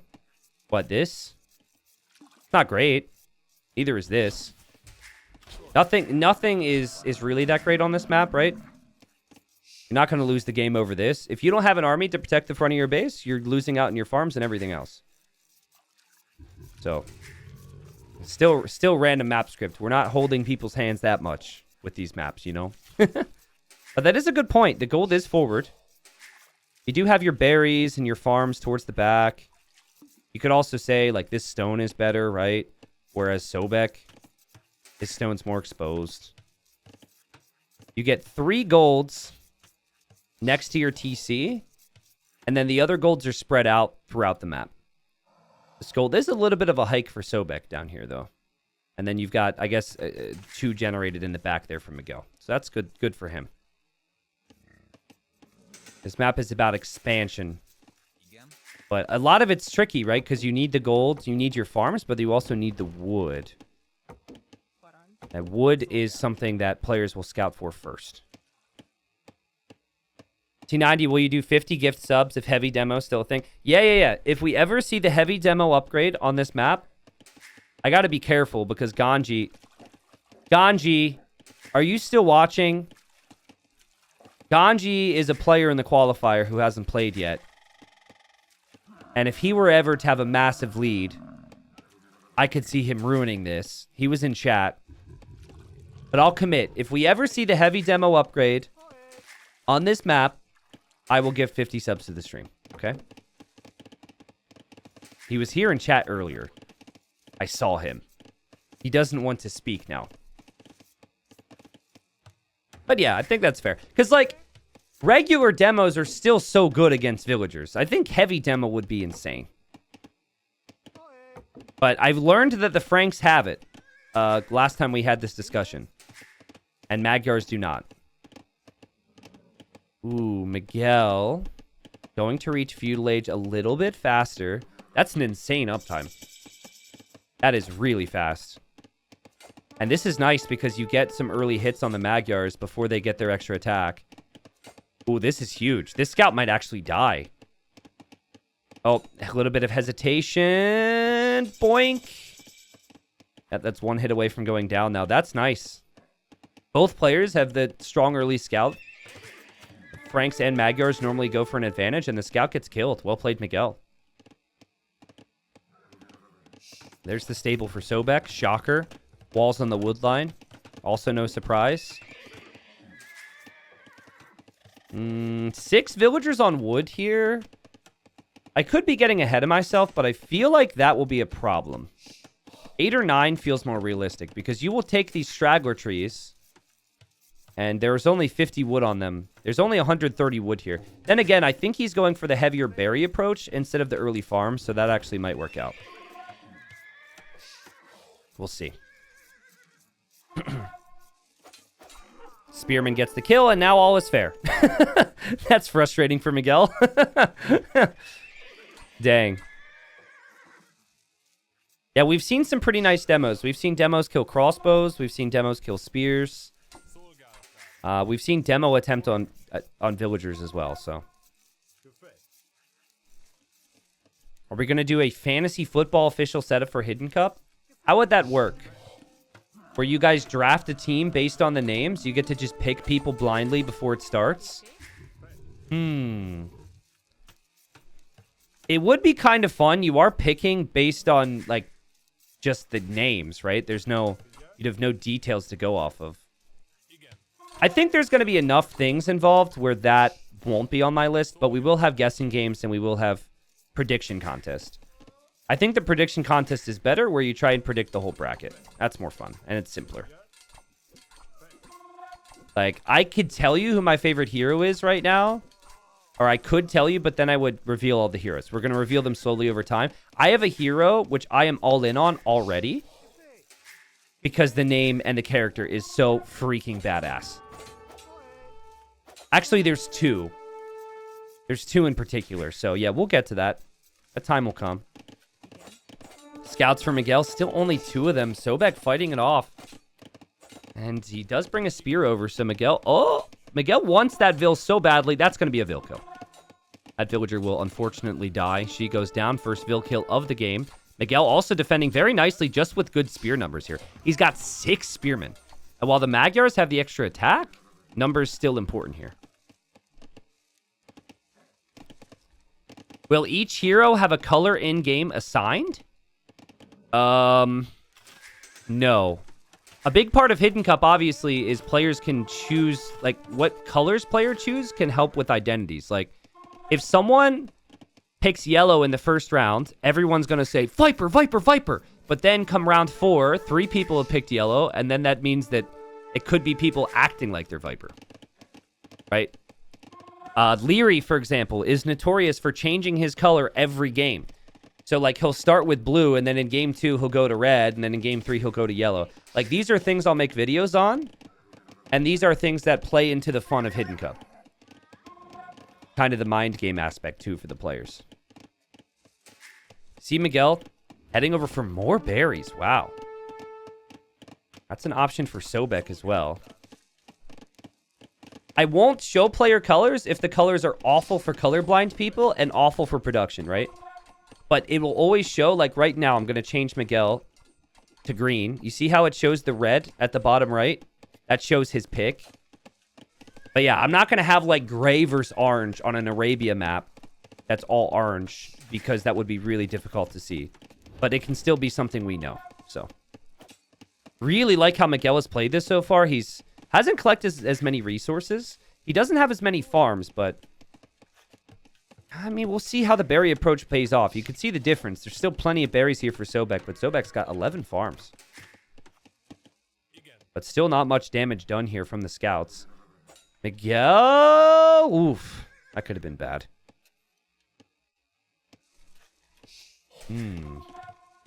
Miguel even transferring to wood out here. So I think in some ways what I said about Miguel's wood situation did come true here. So right now, he's going to run out of... He doesn't have wood to make farms around that mill right away. I think maybe even the res collected stat that we're seeing is reflected because of the lack of wood. Maybe collected more food. Nice fight there for Sobek. And what I felt about this matchup was if it's full feudal, the second the Magyars get bloodlines, then their scouts are superior. And then the Franks could maybe have a tough time. But right now, Miguel is going to see the gold miners. He's going to head in for them. There's spears on the way, though. That's why Sobek didn't prep the walls. And over here, still a spear fight. Miguel now getting forging, so he'll be even with Sobek's attack upgrades, which is really nice.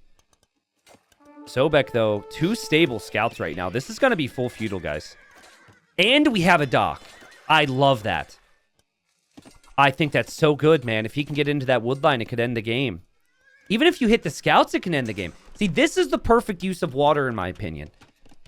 Starting off with a dock, I think that slows you down too much with other things. But mixing in the dock now can be super nice. And Miguel does not know about that.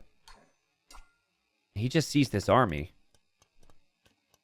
Can you imagine if Miguel overchops? Oh my god, he overchopped. Sobek is 1 win away from moving into the next round. Winning this round and only winning this round. So that means losing the next round, right? You still get 370 bucks.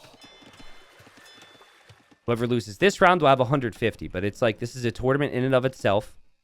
Oh, Sobek runs into the spears. The demo! Oh, Miguel noticed it. Oh, Miguel noticed it. He also split his units up. That could have been horrible. Love it, though. And now Miguel has to respect it. And now Miguel's going out this way. And he sees it again. And he can't cross. Not easily, anyhow. So he's going to loop around. His farming eco is looking much better than it was before. And Sobek can advance through the middle. And that demo is lurking. Now, the demo is probably headed right to the woodline now, right? But that is protected. Would a galley be good? I don't think so, because this many scouts could kill a galley. I don't love the idea of a galley. Maybe later. That demo is looking for damage, and he goes for the palisade. Actually, that could be huge. I don't think he tried to do that, though. Dang. Well, he doesn't see Miguel around anymore. He's advancing forward with spears. He wants to kill Miguel. Does he have spears in the back? Miguel is on the long way around. Sobek's probably thinking, where is he? Where is he? Where is he? He's got spears here. He's got spears here, guys. He doesn't have as many spearmen here. There are going to be more demos around, which we can get excited for. But Miguel could find a way to kill plenty of villagers here if he just engages. He's distracted, though, because he has to pull the spears here to keep his vills alive. And engage he does. The spearman goes down. And a bit of a thanks-to-y moment there as he patrols into a farm. But he's worried. Here another demo comes in to kill the spears. Bah! Okay, no boom. Miguel, good micro. Miguel killed 3 villagers here. Very good stuff for him. Does lose all of his scouts, though. And there's still plenty of potential here for Sobek. He's just like, come on. Come kill me. Yeah, come kill me, Spearman. Come kill me. Miguel's like, no. That's so funny. That is so funny. Miguel's forced to tower. He's really concerned. This is a lot of army. And it feels like the tower would just give him that next level of protection. Oh my god. He goes for the double demo and he wastes them. Ah, he loses them on the house. It's funny. I think the first one on the Palisades he didn't try. And it took the Palisades down so low, it just gave him that idea. Sobek has never gone demos against feudal age houses before. So he didn't really know what the result of that would be.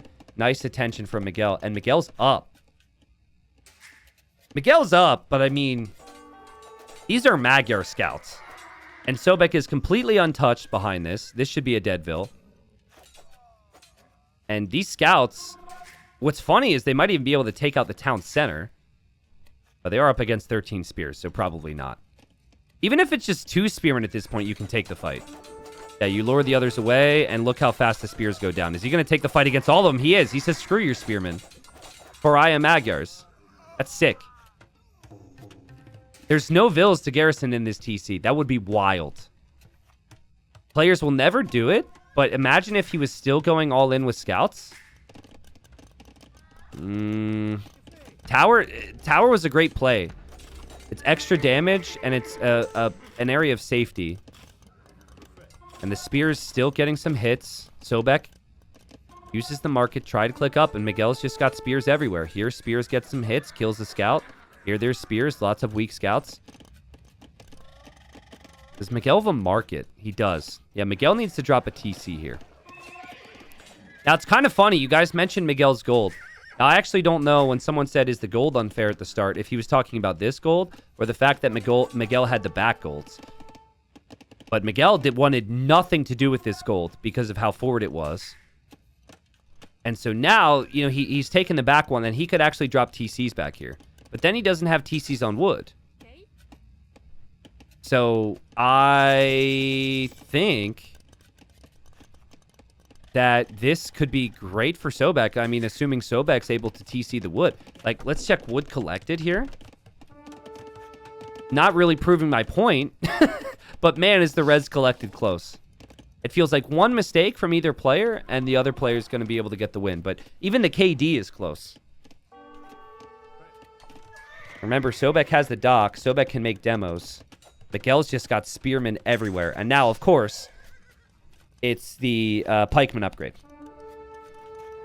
Now, what I love about Miguel right now is that he's also making knights. He's also trying to counterattack. And Sobek has chopped through this wood line, and this is not going to be fun for him. Oh, man. Knights on the wood, but he's got some spears, and his spears will defend from the rest of it. If you are a scout nerd, if you like army, if you like aggression, Mudflow is the map for you. Are you tired of your opponent full walling in Dark Age? Are you sick of the fact that you have to go into crossbow every game?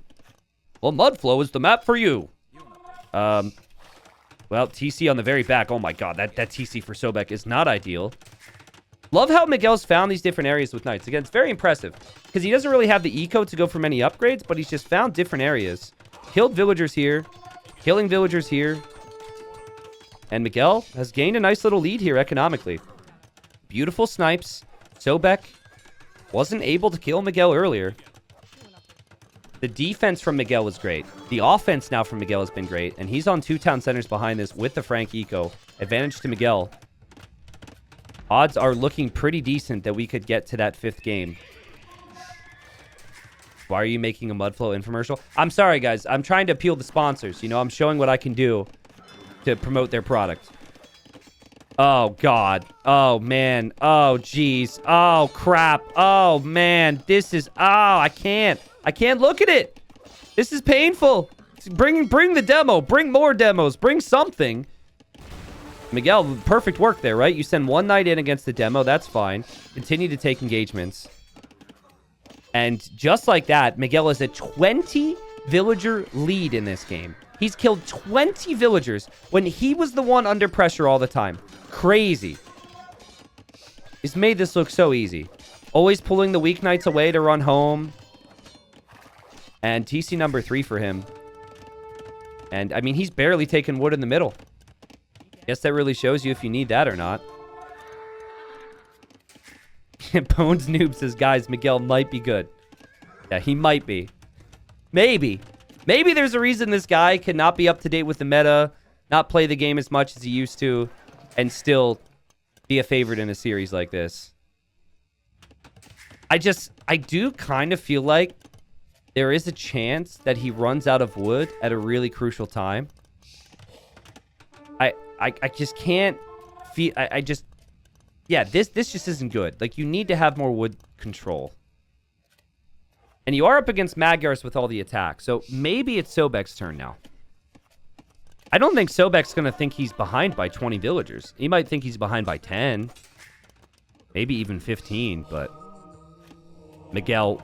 Oh, no! Oh, no! Did you see that? Sobek wanted to delete one of the knights, but the monk kept wololoing, so he realized that he deleted the wrong one and just deletes both because of the existence of one monk. And now here he comes to pressure the wood line. There's only 6 villagers here, but pikes and knights can be brought over. Miguel, beautiful stuff. And he's got so many pikes around. I think if Miguel can get to a TC on this wood line, or a castle to protect it at some point being Franks, it could be really nice. Sobek, 2 TCs. We see ranges now. Cav Archer switch incoming. Well, I really like that against the pikemen. And I really like that in this matchup too. Because Franks is the superior paladin, but Franks do not have great answers to range units. Mobile range units are actually the worst things for Franks to deal with. And Miguel's just going to sit on Pikeman Monk for a long time. He's not really going to do much else. These knights move along. Miguel chasing. Miguel just using army in all these different positions. But guys, again, like, you've got a 20 villager lead. You could so easily just chill, heal up your knights, play defensive. We see it all the time. And yet, Miguel always finds something to send over to the opponent. I'm really impressed with that. Overchop on the woodline of death. Finally happens. Monk goes down that was going to get a relic. Villagers will start to go down. Not a bad find for Sobek here. Even luring some of the pikes away. Meanwhile, there's a villager that's going to pay a price on this side. And maybe Sobek will end up losing some of these knights. But that was good. And look at the vill difference now, guys. Look at the vill difference. It's only 7. And this is, of course, before we see Cav Archers. Now, the Cav Archers are still missing lots of upgrades. But still. So I think the big reason for this is because it's really hard to produce pikes, knights, and vills out of 3 town centers food-wise. Especially when your eco's so exposed. Oh, God. Speaking of exposed eco, Miguel goes right to that wood line again. I mean, Sobek, you had so many chances to leave this. So many warning shots. This is why you had those fire drills earlier. So you knew when the alarms went off where to go. Oh, man. Still no fletching. And Miguel finding great kills because of that. Miguel gains a better vill lead just like that. So we haven't had a ton of sets yet in round 2. But I think this will have been like maybe the 4th or 5th. And I'm not sure what's happening in the Stark and Running series, which we will hop into if it's still happening after this. But this is probably, if we get it, going to be the first game, or first series in round 2 that goes to the 5th game, and it is 2-2. Previous game looked kind of rough for Miguel, but something that he's always been well associated with is his Cav play. And he picked the Franks. He defended so beautifully. I do not know how he didn't lose more in Feudal. And he gets the job done. 80 villagers at this point of the game. There was no way that Sobek was ever going to break him. And we go to game 5. So $200 on the line, basically, in this next game. And the potential to qualify for Hidden Cup. But, yeah, of course, crazy groups ahead of these guys for whoever wins. But great game, great series. Let's go, let's go, let's go. So here we are. It is a Persian's War. Now, when you draft, you get 3 bans on either side. Civs you don't want played or don't want your opponent to get or don't want to play. And then you get a free pick, but you don't get to your opponent doesn't get to see your free pick until after you've selected yours. And in this case, both players selected Persians. They selected it first, and they both saved it for the final game. What better way to determine who's the better player here in this series to move on with a big fighting chance? I mean, you get to round 3, you've got a big fighting chance to make it to the main event of Hidden Cup. Sobek has never been in one. He's never been close in any of the qualifiers. Miguel was in Hidden Cup 1, made it to the semifinals, has never been back. I actually forget if Miguel was in Hidden Cup 2. I should probably know that. But yeah, it's been a long time for Miguel. Now, I know some people don't like mirrors. I'm repeating myself here. But this is maybe the best map in the pool for a mirror matchup because you have a lot of gameplay elements. And they've actually spawned very close to each other, which tells me there is actually a chance that they will choose to dock the same area. But the gameplay elements are the ponds, so you've got land, and then you've got the water. And Persians are solid on land, but Persians are insane on this map because the TC works faster, the docks work faster, and then they both also get more HP. Not to mention you start with extra wood, start with extra food. So Persians recently buffed.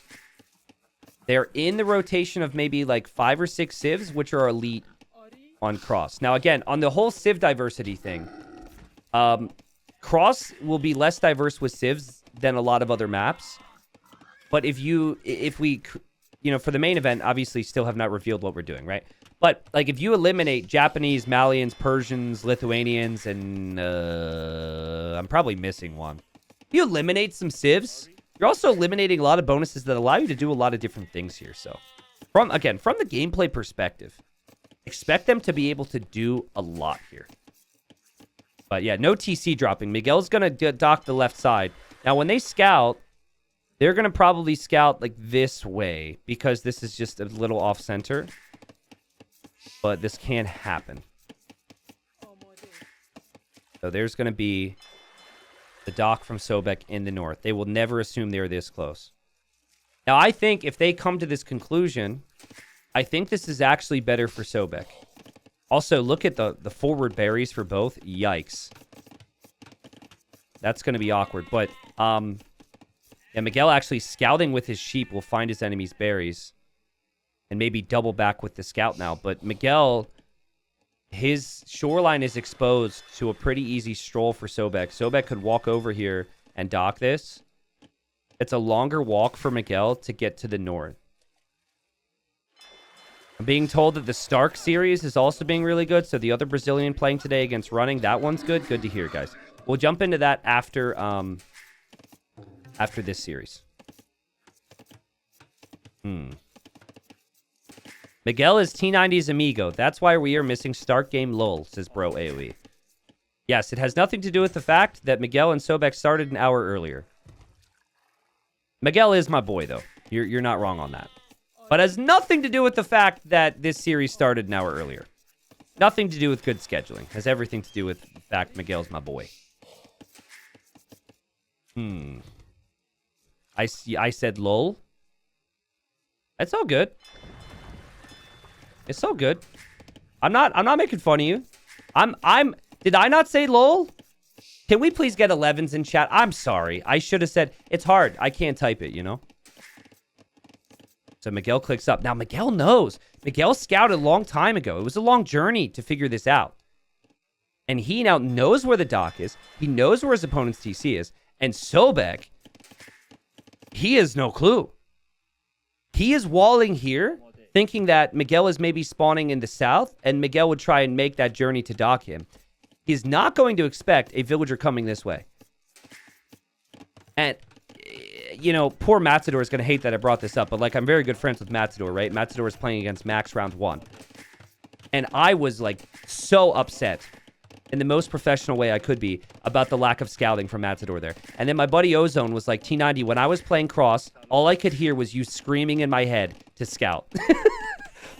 And actually, I'm quite proud. I'm quite proud that a player as good as Ozone, who will be playing in the second round this week, said that he could hear me screaming in his head. And scouting is so important. There's so many maps where you could just push deer like a bot. But on this map, you gotta find out details right now. And Sobek, he hasn't scouted the water at all. He doesn't know anything. And he is going to get docked and he is going to get punished. Beautiful opening for Miguel, who at this point is also checking the shoreline. This is his experience. He knows that a dock could come up here. This is inefficient compared to other areas, but this gives him vision. And now he scouts the... Oh my god. This is just textbook. Can we please get some Craigasms in chat?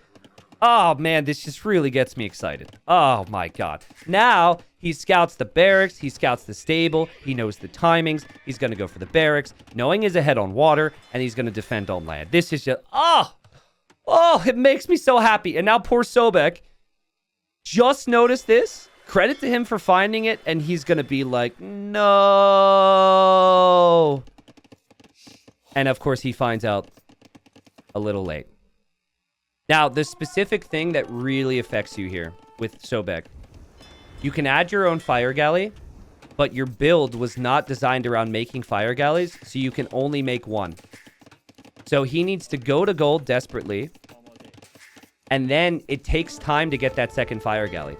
So you are almost always guaranteed to lose your pond if you have not already gone to gold and you scout it this late. Which means, for comeback potential, you need to get some fishing going on this side. Miguel already in the south thinking about it himself, and then Miguel already with spears out against the scouts, which he knew were going to come from his opponent. I cannot stress that enough. Now let's watch Miguel on this side. There's a lot of stuff happening. Here comes Sobek, late to the party, staring at a fishing ship. Does Miguel notice this? See, immediate fire galley. Like, this is cross. Man, like, this is... Miguel is playing this so well so far. And so his fish should be fine because he's going to have some ships there. But great job. It's hard to get rid of Persian docks. Great job there from Sobek. Now, the scouts are here. The scouts have not been tracked. Sobek under some pressure to get damage. Trying his best. Miguel fighting this off right now, though. Doesn't end up losing any vills. It is scrappy for Miguel, I will say that. There's just so many different things to look at right now, but he adds a spear. Sobek does know his opponent's going to have archers. Has transitioned into farms onto the berries. Probably needs an archer range here on land. So Sobek has to find a way to recover. Look at Miguel. Guys, it's just so good. It's how the map is designed to be played. This is textbook, right? Scouting. Now he's going to miss the dock now or something. But like scouting the map, transitioning into different ponds, knowing what your opponent will go into. Fantastic stuff for Miguel. Of course, his scout did completely miss the dock. So it's not 10 out of 10 strategy. Person in chat, it's now 9 out of 10. But he will maybe transition over there, and again, he can fish down here. Here comes the range from Sobek. Res collected. Very close. There's a lot of game theory in my mind, right? There's a lot of shoulda, woulda, coulda. But you still have to execute. And the execution for Miguel could still be an issue. He gets in here. He'll see the range. Remember, he's had 6 fishing ships. So if he's worried about skirmishers, he could maybe consider if he has the food to go for some scouts, and the stable's already there. I mean, again, it's just like so good, but it's messy. He is pop capped. He has to micro. And there's the house for Miguel. Big time house. Look at the idle TC. You can see really good players win with bad strategy because they're just so good with consistency on like micro and eco, right? Miguel's opening here. Everything about it has been amazing. But he is down 4 villagers compared to where he could be. because of not creating any and because of how hectic this is right now. Archers here. Just camping there. Skirms are on the front. Scouts will be here for Miguel. 2 fishing ships in the south. Here, Sobek going to make the 3rd fire. Could potentially win this water. Could potentially stabilize. Miguel can fish here, and he's starting to do so. Really well played from him. Sobek farming. Miguel is not. Miguel's just going to add a market now. Maybe buy some food. And Sobek has to track this for his tournament life, for his qualifier life. And he will track that wonderfully. That is really good find. That is so easy to forget about. So easy to miss. Miguel gets to the dock villager here, so that could go down. And then here Miguel gets some hits. And now Miguel will try and run away here because he's got some scouts in support. Res collected higher for Miguel. Not game-changing, though, necessarily. And this is so messy. There's 4 fires here. 4 fires for Sobek. Sobek can kill all these fish. That's a Persian dock for you. That is the biggest reason why people are picking Persians. It's just that freaking dock, man. You just can't take it out in Feudal Age. And I think Miguel, because of everything he's doing, just assumed that there was no world in which Sobek could afford to do this. But the patience pays off for Sobek, and Sobek with a great spot here. Miguel will try and repair. Gets the repairs in. But not in time. Demo's now out as well, and Miguel will lose this pond. To land we go. Archers against scouts and skirms. Or archers and skirms against scouts. It's so messy, and this is looking better for Sobek. What a great job from Sobek to balance this out. Demos the fish, wins the pond. Miguel just now sees that Sobek's over here, but Sobek has had 5 fishing ships for some time. This is Miguel just testing to see if Sobek's paying attention, and Sobek is going to find that. I mean, there's other things going on. And Miguel's up to Castle Age, but Sobek's res collected. Could look a bit better in time. We'll see. He drops the market. He will buy some resources. He knows that his opponent sold stone because he'll see those prices. But how many times, guys, have we seen the faster Castle Age work out? Miguel will have access to eco upgrades. He'll have access to knights and camels. What I don't like, though, is I don't like the lack of walling here. I get it earlier because you're looking in all the corners. And he's going to head over here to try and get this. But now, I think a wall here, a wall here, a wall here. Like, now is your time to kind of wall up. But he's scouting. It's the gameplay elements. He has to look at everything that's going on here. What a great game. These two are so good, man. They are both so amazing. This would be a big deal if Miguel can end up getting a dock down here and killing these fishing ships. At this point, like, Sobek doesn't gain anything from this pond. You don't really want to fish that. There's not much food remaining. Archers for Miguel have to peel away. Villagers on berries have to peel away. No farms for him. Not a single farm. Which could be a problem. I like how Sobek has transitioned into the farms. It's good long-term thinking here. Sobek's archers looking to do something. Obviously, it's going to be some knights here for Miguel. This could be to a dead villager here. Eco KD's 5-5 right now. Dead villager it is. Could be more. Sobek is walled, right? So Sobek doesn't have to worry too much about... Well, he does have to worry, of course, but it's not as big a deal to have units headed over to his base. And Sobek's ranged units also distract these two knights. Miguel, weak villager in here. Sobek looking for it, maybe. Maybe looking for any villager kill. Gets her. There's a villager here from Miguel. Sobek killed her and is building a TC next to it. And now here Miguel's getting this dock up because Sobek's fire galley was here because of that scout. And now these fishing ships could go down. Wow, this map is so punishing. Nice job from Sobek, though. Really nice. You could tell Miguel's struggling. Like, idle time there. Monastery's not going back up. 1 TC all in. And now Sobek is stabilizing. Sobek has recovered so beautifully here. He's on camel. He'll have monks first. And Sobek has the lead, in my opinion. The farming eco, that switch into farms when you started to lose fish, getting over here super early was so nice. What a game. Kind of hard to kill your opponent now if they have monks and camels, though. This will be nice for Sobek. A nice find. And that should be a dead Vil. That Vil, though. She attacked for a second. That's funny. Miguel can let that villager go. He needs to defend the back area, and he's ready. And villager will go down. But fishing ships will go down. So, don't get too excited for Sobek's situation just yet. Miguel will kill all of that. Increasing the eco lead. But, again, it's just no walls. And no farms. And I worry, like, right now, Sobek can't be broken. And he's on 2 TCs. It is a boom game. Miguel is so exposed here. And Sobek knows that the army must be coming over here. So Sobek will now go in here. He won't kill villagers that quickly with camels. But it is still damage. And Sobek with good control. Miguel's eco is wide open here. Monks on both sides going for conversions. Sobek will dive to kill the monk there. Both players are going to try and dive and kill the monk. And Miguel's eco is a wreck right now. Let's look. Worker efficiency. Last minute, 53%. But, fishing ship. Fishing ships. Won this again. Fishing ship. Fishing ship. I love this map. This map is so sick. So many different things happening all the time. Conversions need to happen. Sobek, don't lose your monks! Persian monks are really weak. Look away from them.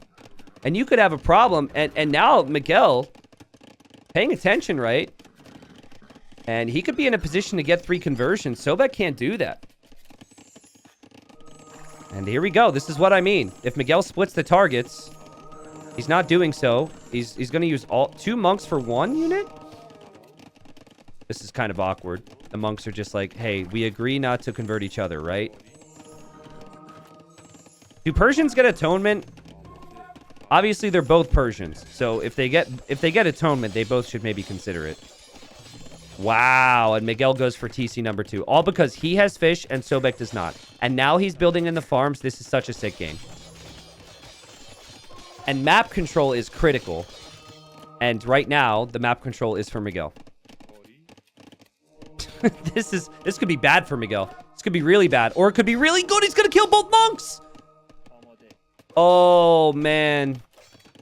He's added the scouts now. I like it because you need to take care of those monks. Miguel has said, I don't freaking care about your walls. I've got fish for eco.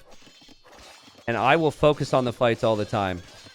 And he's got this nice little position. How are you going to spend your gold if you're Sobek? Well, you're going to make monks, which are dying. Or you're going to go for camels or knights, which can be converted.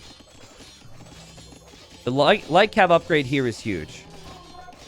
But the light cav will still die to camels. And we have a siege workshop from Miguel, who's full focus on the front right now. Again, those fishing ships, you don't need to look at them. They're just continually bringing in resources for you. And Miguel, who had the perfect opening, and then fell off a bit from that, has gotten himself into a beautiful position here that Sobek has to somehow break. Look at this eco for Sobek. It's 3 town centers. I mean, that's so good. But so much of this is idle now. He has to kill these monks. If he kills these monks, and then somehow the monks in here hop out and get conversions, it's good. But I'm worried. He's got to time it right. He's going to hop out with his monks. There he goes. How are the conversions? Capture Rage will tell us. The light cav are not getting anywhere near Miguel's monks. I can tell you that much. The light cav are dead. And so Miguel has a superior monk number, so he should heal faster. He also still has good positioning with the rest of his units. And camels don't kill monks very quickly. This is horrible for Sobek. A beautiful fight for Miguel. It's not over, but if Miguel mixes in siege to take out the buildings, it could get much worse for the Chilean. Look at the KD, though, guys. I mean, you're still looking pretty close as far as that's concerned. And res collected is 1,000 more for Sobek, just because I think he expanded to those farms. Obviously, he has 20 more villagers right now. Some of Miguel's army count is also useless army. The 7 fire ships. More monks. Man, I really would have liked to see pikemen there. I think he's under so much pressure he didn't feel comfortable. But, like, doubling down on monks... I mean, I guess that and pikemen would be good. But pikes also don't do much damage versus monks. They're also very slow. They're also weak against siege. Third TC for Miguel. What a game. Now, this is where it's nice to be Persians. Because your TC is never going to go down to a siege push. TCs for Persians have as much HP as castles, so this will still buy you a lot of time. Miguel's kind of just rolling around looking for villager picks, if anything. He is going to ram down the stable. Miguel using this control could maybe farm at home a little bit more. Maybe fish trap. Yeah, he's fish trapping. Super good. Because the fishing ships will run out, and then it kind of hurts you. 112 pop versus 100. Devotion now. What a tech. Actually, it's a new tech. Miguel, not always up to date on the meta. Your conversions, you're going to resist conversions. Extra like 15% or something. He'll have similar amounts of monks. The camel number is pretty good too. I think Sobek could actually clear this. The problem is devotion enough to stop Miguel from getting conversions? I'm not so certain. And Miguel just goes in there just to check, which is just crazy. Just to see what's going on there. Miguel can research devotion too, obviously. But, you know, these days it feels like every player's getting it. We're not seeing it from Miguel. And oh my god, we're seeing engagement. Devotion versus no devotion. The siege should be going for monks if you're Miguel. Yeah, he's going to go for some monks. Big engagement. It's very hard for me to tell how this is going right now. You got 17 camels against 13 camels, but then you have Miguel's monks healing, and then there's also the siege. It seems very close. It seems like maybe Miguel could lose this fight, and Sobek might be able to take the hill here. And if the monks go down for Miguel, Sobek's going to have more, and Sobek is not finished.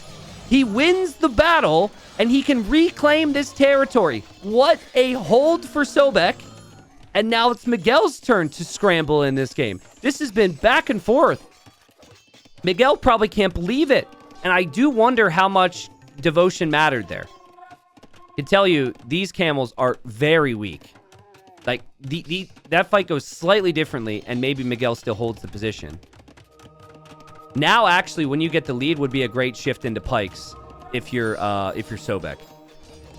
He just goes for his own siege workshop. Wow. Miguel's probably like, what went wrong? Look at this farming for Sobek throughout all of this, guys. What an incredible player. And what a game. It's 115 pop for both. The closest, the most intense game in the entire series has been saved for the 5th game. Remember, before that fight, the KD was fairly close. So, the additional monks plus the devotion tech was a really good idea in the end there from Sobek. And both players are on stone. I think Miguel considering taking a fight here. And you win this. These guys are both incredible. You win this, and then you have the chance to win another best of 5 to move on to the decider to then make it to Hidden Cup. Like, there's that. For those that are really interested in the prize pool aspect, $150 if you lose this game. Not bad. $370 minimum for you if you win this game. That's a big jump. Especially for a lot of players who these guys aren't having the deepest runs in these big prize pool tournaments. For Sobek, what I was really impressed with after he stabilized was how he switched into the farms. And he's had horse collar for a long time. He's had farms for a long time. He denied that stone there from Miguel, so now Miguel can't take stone. This stone is also exposed, but Sobek's camping it, as Sobek's got full control.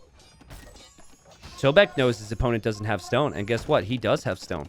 He's been taking it for a long time. Sobek is the underdog here, guys, but I felt it was slight. I didn't feel like it was that extreme because of how good a year he had in 2023. And because of all the storylines with Miguel. Just the fact, he doesn't play as much these days. Doesn't mean he doesn't care. I don't know to what degree he trained, right? But clearly the level's insane. And he's going to go for +2 attack. Yeah, I think both players need to go for +2 attack. With the way these fights have been, a little bit of extra attack could help so much. Camel gets deleted there. Is it Miguel's turn to take a better fight? Look at this, man. Look at this pop. It's never been, like, they've never been more than, like, 5 or 10 pop apart, it feels like. Okay, so 24 camels. Miguel is 25, and Miguel's going to have extra attack in 20 seconds. 6 monks for Miguel, 6 monks for Sobek. But Devotion's in for one player. And one player has the hill, and the Rams may help as well here. This is a great fight for Sobek. He has the hill. His monks aren't dead. The Rams are also here. I think it's a good fight for Sobek. Is Miguel winning this battle? Oh, man, these monks healing is so nice. Is Miguel winning? Is Miguel winning? Miguel is winning! Miguel is winning! Miguel is winning the fight! I think? I can't tell, dude. I can't. It's a freaking camel war. The extra attack is very nice. Sobek is worried. Miguel is back. Miguel is back. He's going to kill all these monks. This game is ridiculous. And this was when Sobek wanted to build a forward castle. Now it might need to be a defensive castle. What a hold for Miguel, if he even held. I still can't even... yeah, I mean, he's finally taking better engagements. He also has more camels. He has the better upgrades. And Sobek, it's his turn to scramble. Oh my god! Are you kidding me, bro? You just lost the fight, you crazy person. Lose fight, defensive castle. That's normally what my brain says, but Sobek thinks differently. Sobek says, lose fight. I will lose game, so I shall build forward castle. And Miguel can't see it. Miguel's going to mine stone there. Miguel's going to try and take that. And there's going to be a castle on his face. What in the world? Meanwhile, Sobek is losing all these stables he built up. It's all going to get rammed down. But Miguel's like, holy. Also, I think Sobek lost his blacksmith earlier to the ram push from Miguel, which explains why he hasn't gotten more upgrades. Because I'm not seeing it. He obviously could rebuild one. But man, what a crazy game. I mean, Sobek's still very exposed. He's still losing his buildings. He's still losing villagers. This castle gives him a real shot, though, and he could build more because he's taking the stone. But he needs pikemen. I mean, they both have needed pikemen, or he needs more camels here. Blacksmith was left from TC. Yeah, I thought it was here, exactly. Guys, the nerves must be insane for these two. How hard would your fast be beating right now? I cannot imagine. Miguel is seeing barracks go up. Or at least he's seeing this one. So he should know pikes coming in. The thing is, you need big pike numbers. Wait, what did I say? Did I say fart? How hard would your fast be beating? Is that what Oh, okay, that's worse. Listen, my brain doesn't work all the time. But 99% of the time, it's good. I'm sorry, all right? I'm thinking about gameplay stuff. Don't think about my... Don't listen to me when I speak. Miguel is imping now. He's been back over on a stone somewhere. He's found this stone over here. That's a problem. I honestly think Sobek can still win this game. Because what's going to happen here is as Miguel imps, he doesn't invest into army. And now he's up against pikemen too. And that's not going to be fun. Now, it's not a lot of pikes, but he still has camels too. I mean, he wants a castle for Trebs. Big fight here. Sobek needs a big fight here. He's not winning the fight. He needed more pikes there. Maybe he needed an armor upgrade. Maybe that attack upgrade would help because it helps his camels and his pikes. Big fight. It's close, though. It's actually close. Miguel's losing the fight. And now what does Miguel do? I know what Sobek wants to do. Sobek's going to drop a castle there, but Miguel's going to drop a castle here. Which means Sobek probably should cancel his idea. But he's all in right now. Actually, a castle here would be huge. He does not see Miguel's building his. And Miguel is not happy to see that. And Miguel's going to TC drop the castle. Interesting. Maybe it's a good strategy. Because he didn't have the resources for a castle. Persian TCs are just as strong as castles. To anyone who's saying it's GG, Miguel's about to be an imp. So GG for who?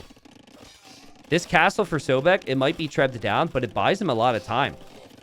It ranges a lot of eco here. Like, Miguel needs to relocate from gold, from stone. And Miguel's using the market to get his first trebs out. And he still has to stop Lightcap. He still has to stop Pikeman. This game is incredible. Now, there's neutral gold spread out all around this map. That's something the players could look for. Sobek, he's good vision on this. Not sure about that gate, but that was probably a hotkey issue. Look at Sobek's control. Look at his vision. Stone here available for him. Stone here he's denying. Some raids in the back here with the Lightcap. I think full Lightcap Pike is your play right now if you are Sobek. And you have to get... You either go full upgrades, all in, or you go imp. Look at him. He says, I can't go imp. My opponent has beat me to that, but I can go all in Castle Age and deny these resources. He's everywhere. And he finds this, and this is a desperation move from Miguel because he doesn't have army, because he went imp. And the only army he could really make is maybe a few more camels. He's got to wait until these castles go down. I think Sobek's going to take this game. He's got 60 food behind this. He's got gold income behind this. He can just repair this castle to keep it alive for as long as possible. The more you do that, the more Miguel is going to take losses elsewhere because Miguel, he does not have any defense here. Even lost some sheep. 50 villagers killed for both. 200 population for Sobek. And finally, Sobek getting some blacksmith upgrades. I mean, Miguel's struggling for everything right now. But what's funny is if Miguel can just go full pikes, in theory, he could hold this because he's up against other pikes. He's an imp, so he can get the stronger pikes. And he's up against Cav. I'd love to see Sobek try and take some trebs with the light Cav right now. I mean, I think that's the idea. But also, you can just balance your eco for imp and make sure you click up. He's going to lose both castles. He still hasn't clicked. Really hard to kill these trebs with where Miguel's positioned them. TC is still up, which is hilarious. Castle's still up. Castle being repaired. But it will go down, and this castle goes down too. It's game 5, guys. Miguel's not going to call it. Here come the light cap. Here come the light cap. This is the moment we talked about. And, oh, man, this castle's going to stay up for a bit longer, maybe. This would be huge. Miguel's repairing it. No, he's not. Yes, he is. No, he's not. That's huge. Because Miguel has no gold. Now, he does still have this treb. And that castle's down. And now this castle can be taken down. But these villagers were ready to go back to work, man. They haven't been paid in forever. And we've got a castle here for Sobek to protect that hill and that side. And he's still got army all around. Yeah. It's just like Miguel's about to reclaim gold. But Sobek's castle aggression has given him so much time. Sobek now a minute and a half away from imp. Look at this economy. What a freaking game this was. Type a 1 in chat if you thought Sobek was dead after he got rolled by Miguel on the front of his base. I think I did, right? When he started to make more monks and not pikes, I was like, not a fan.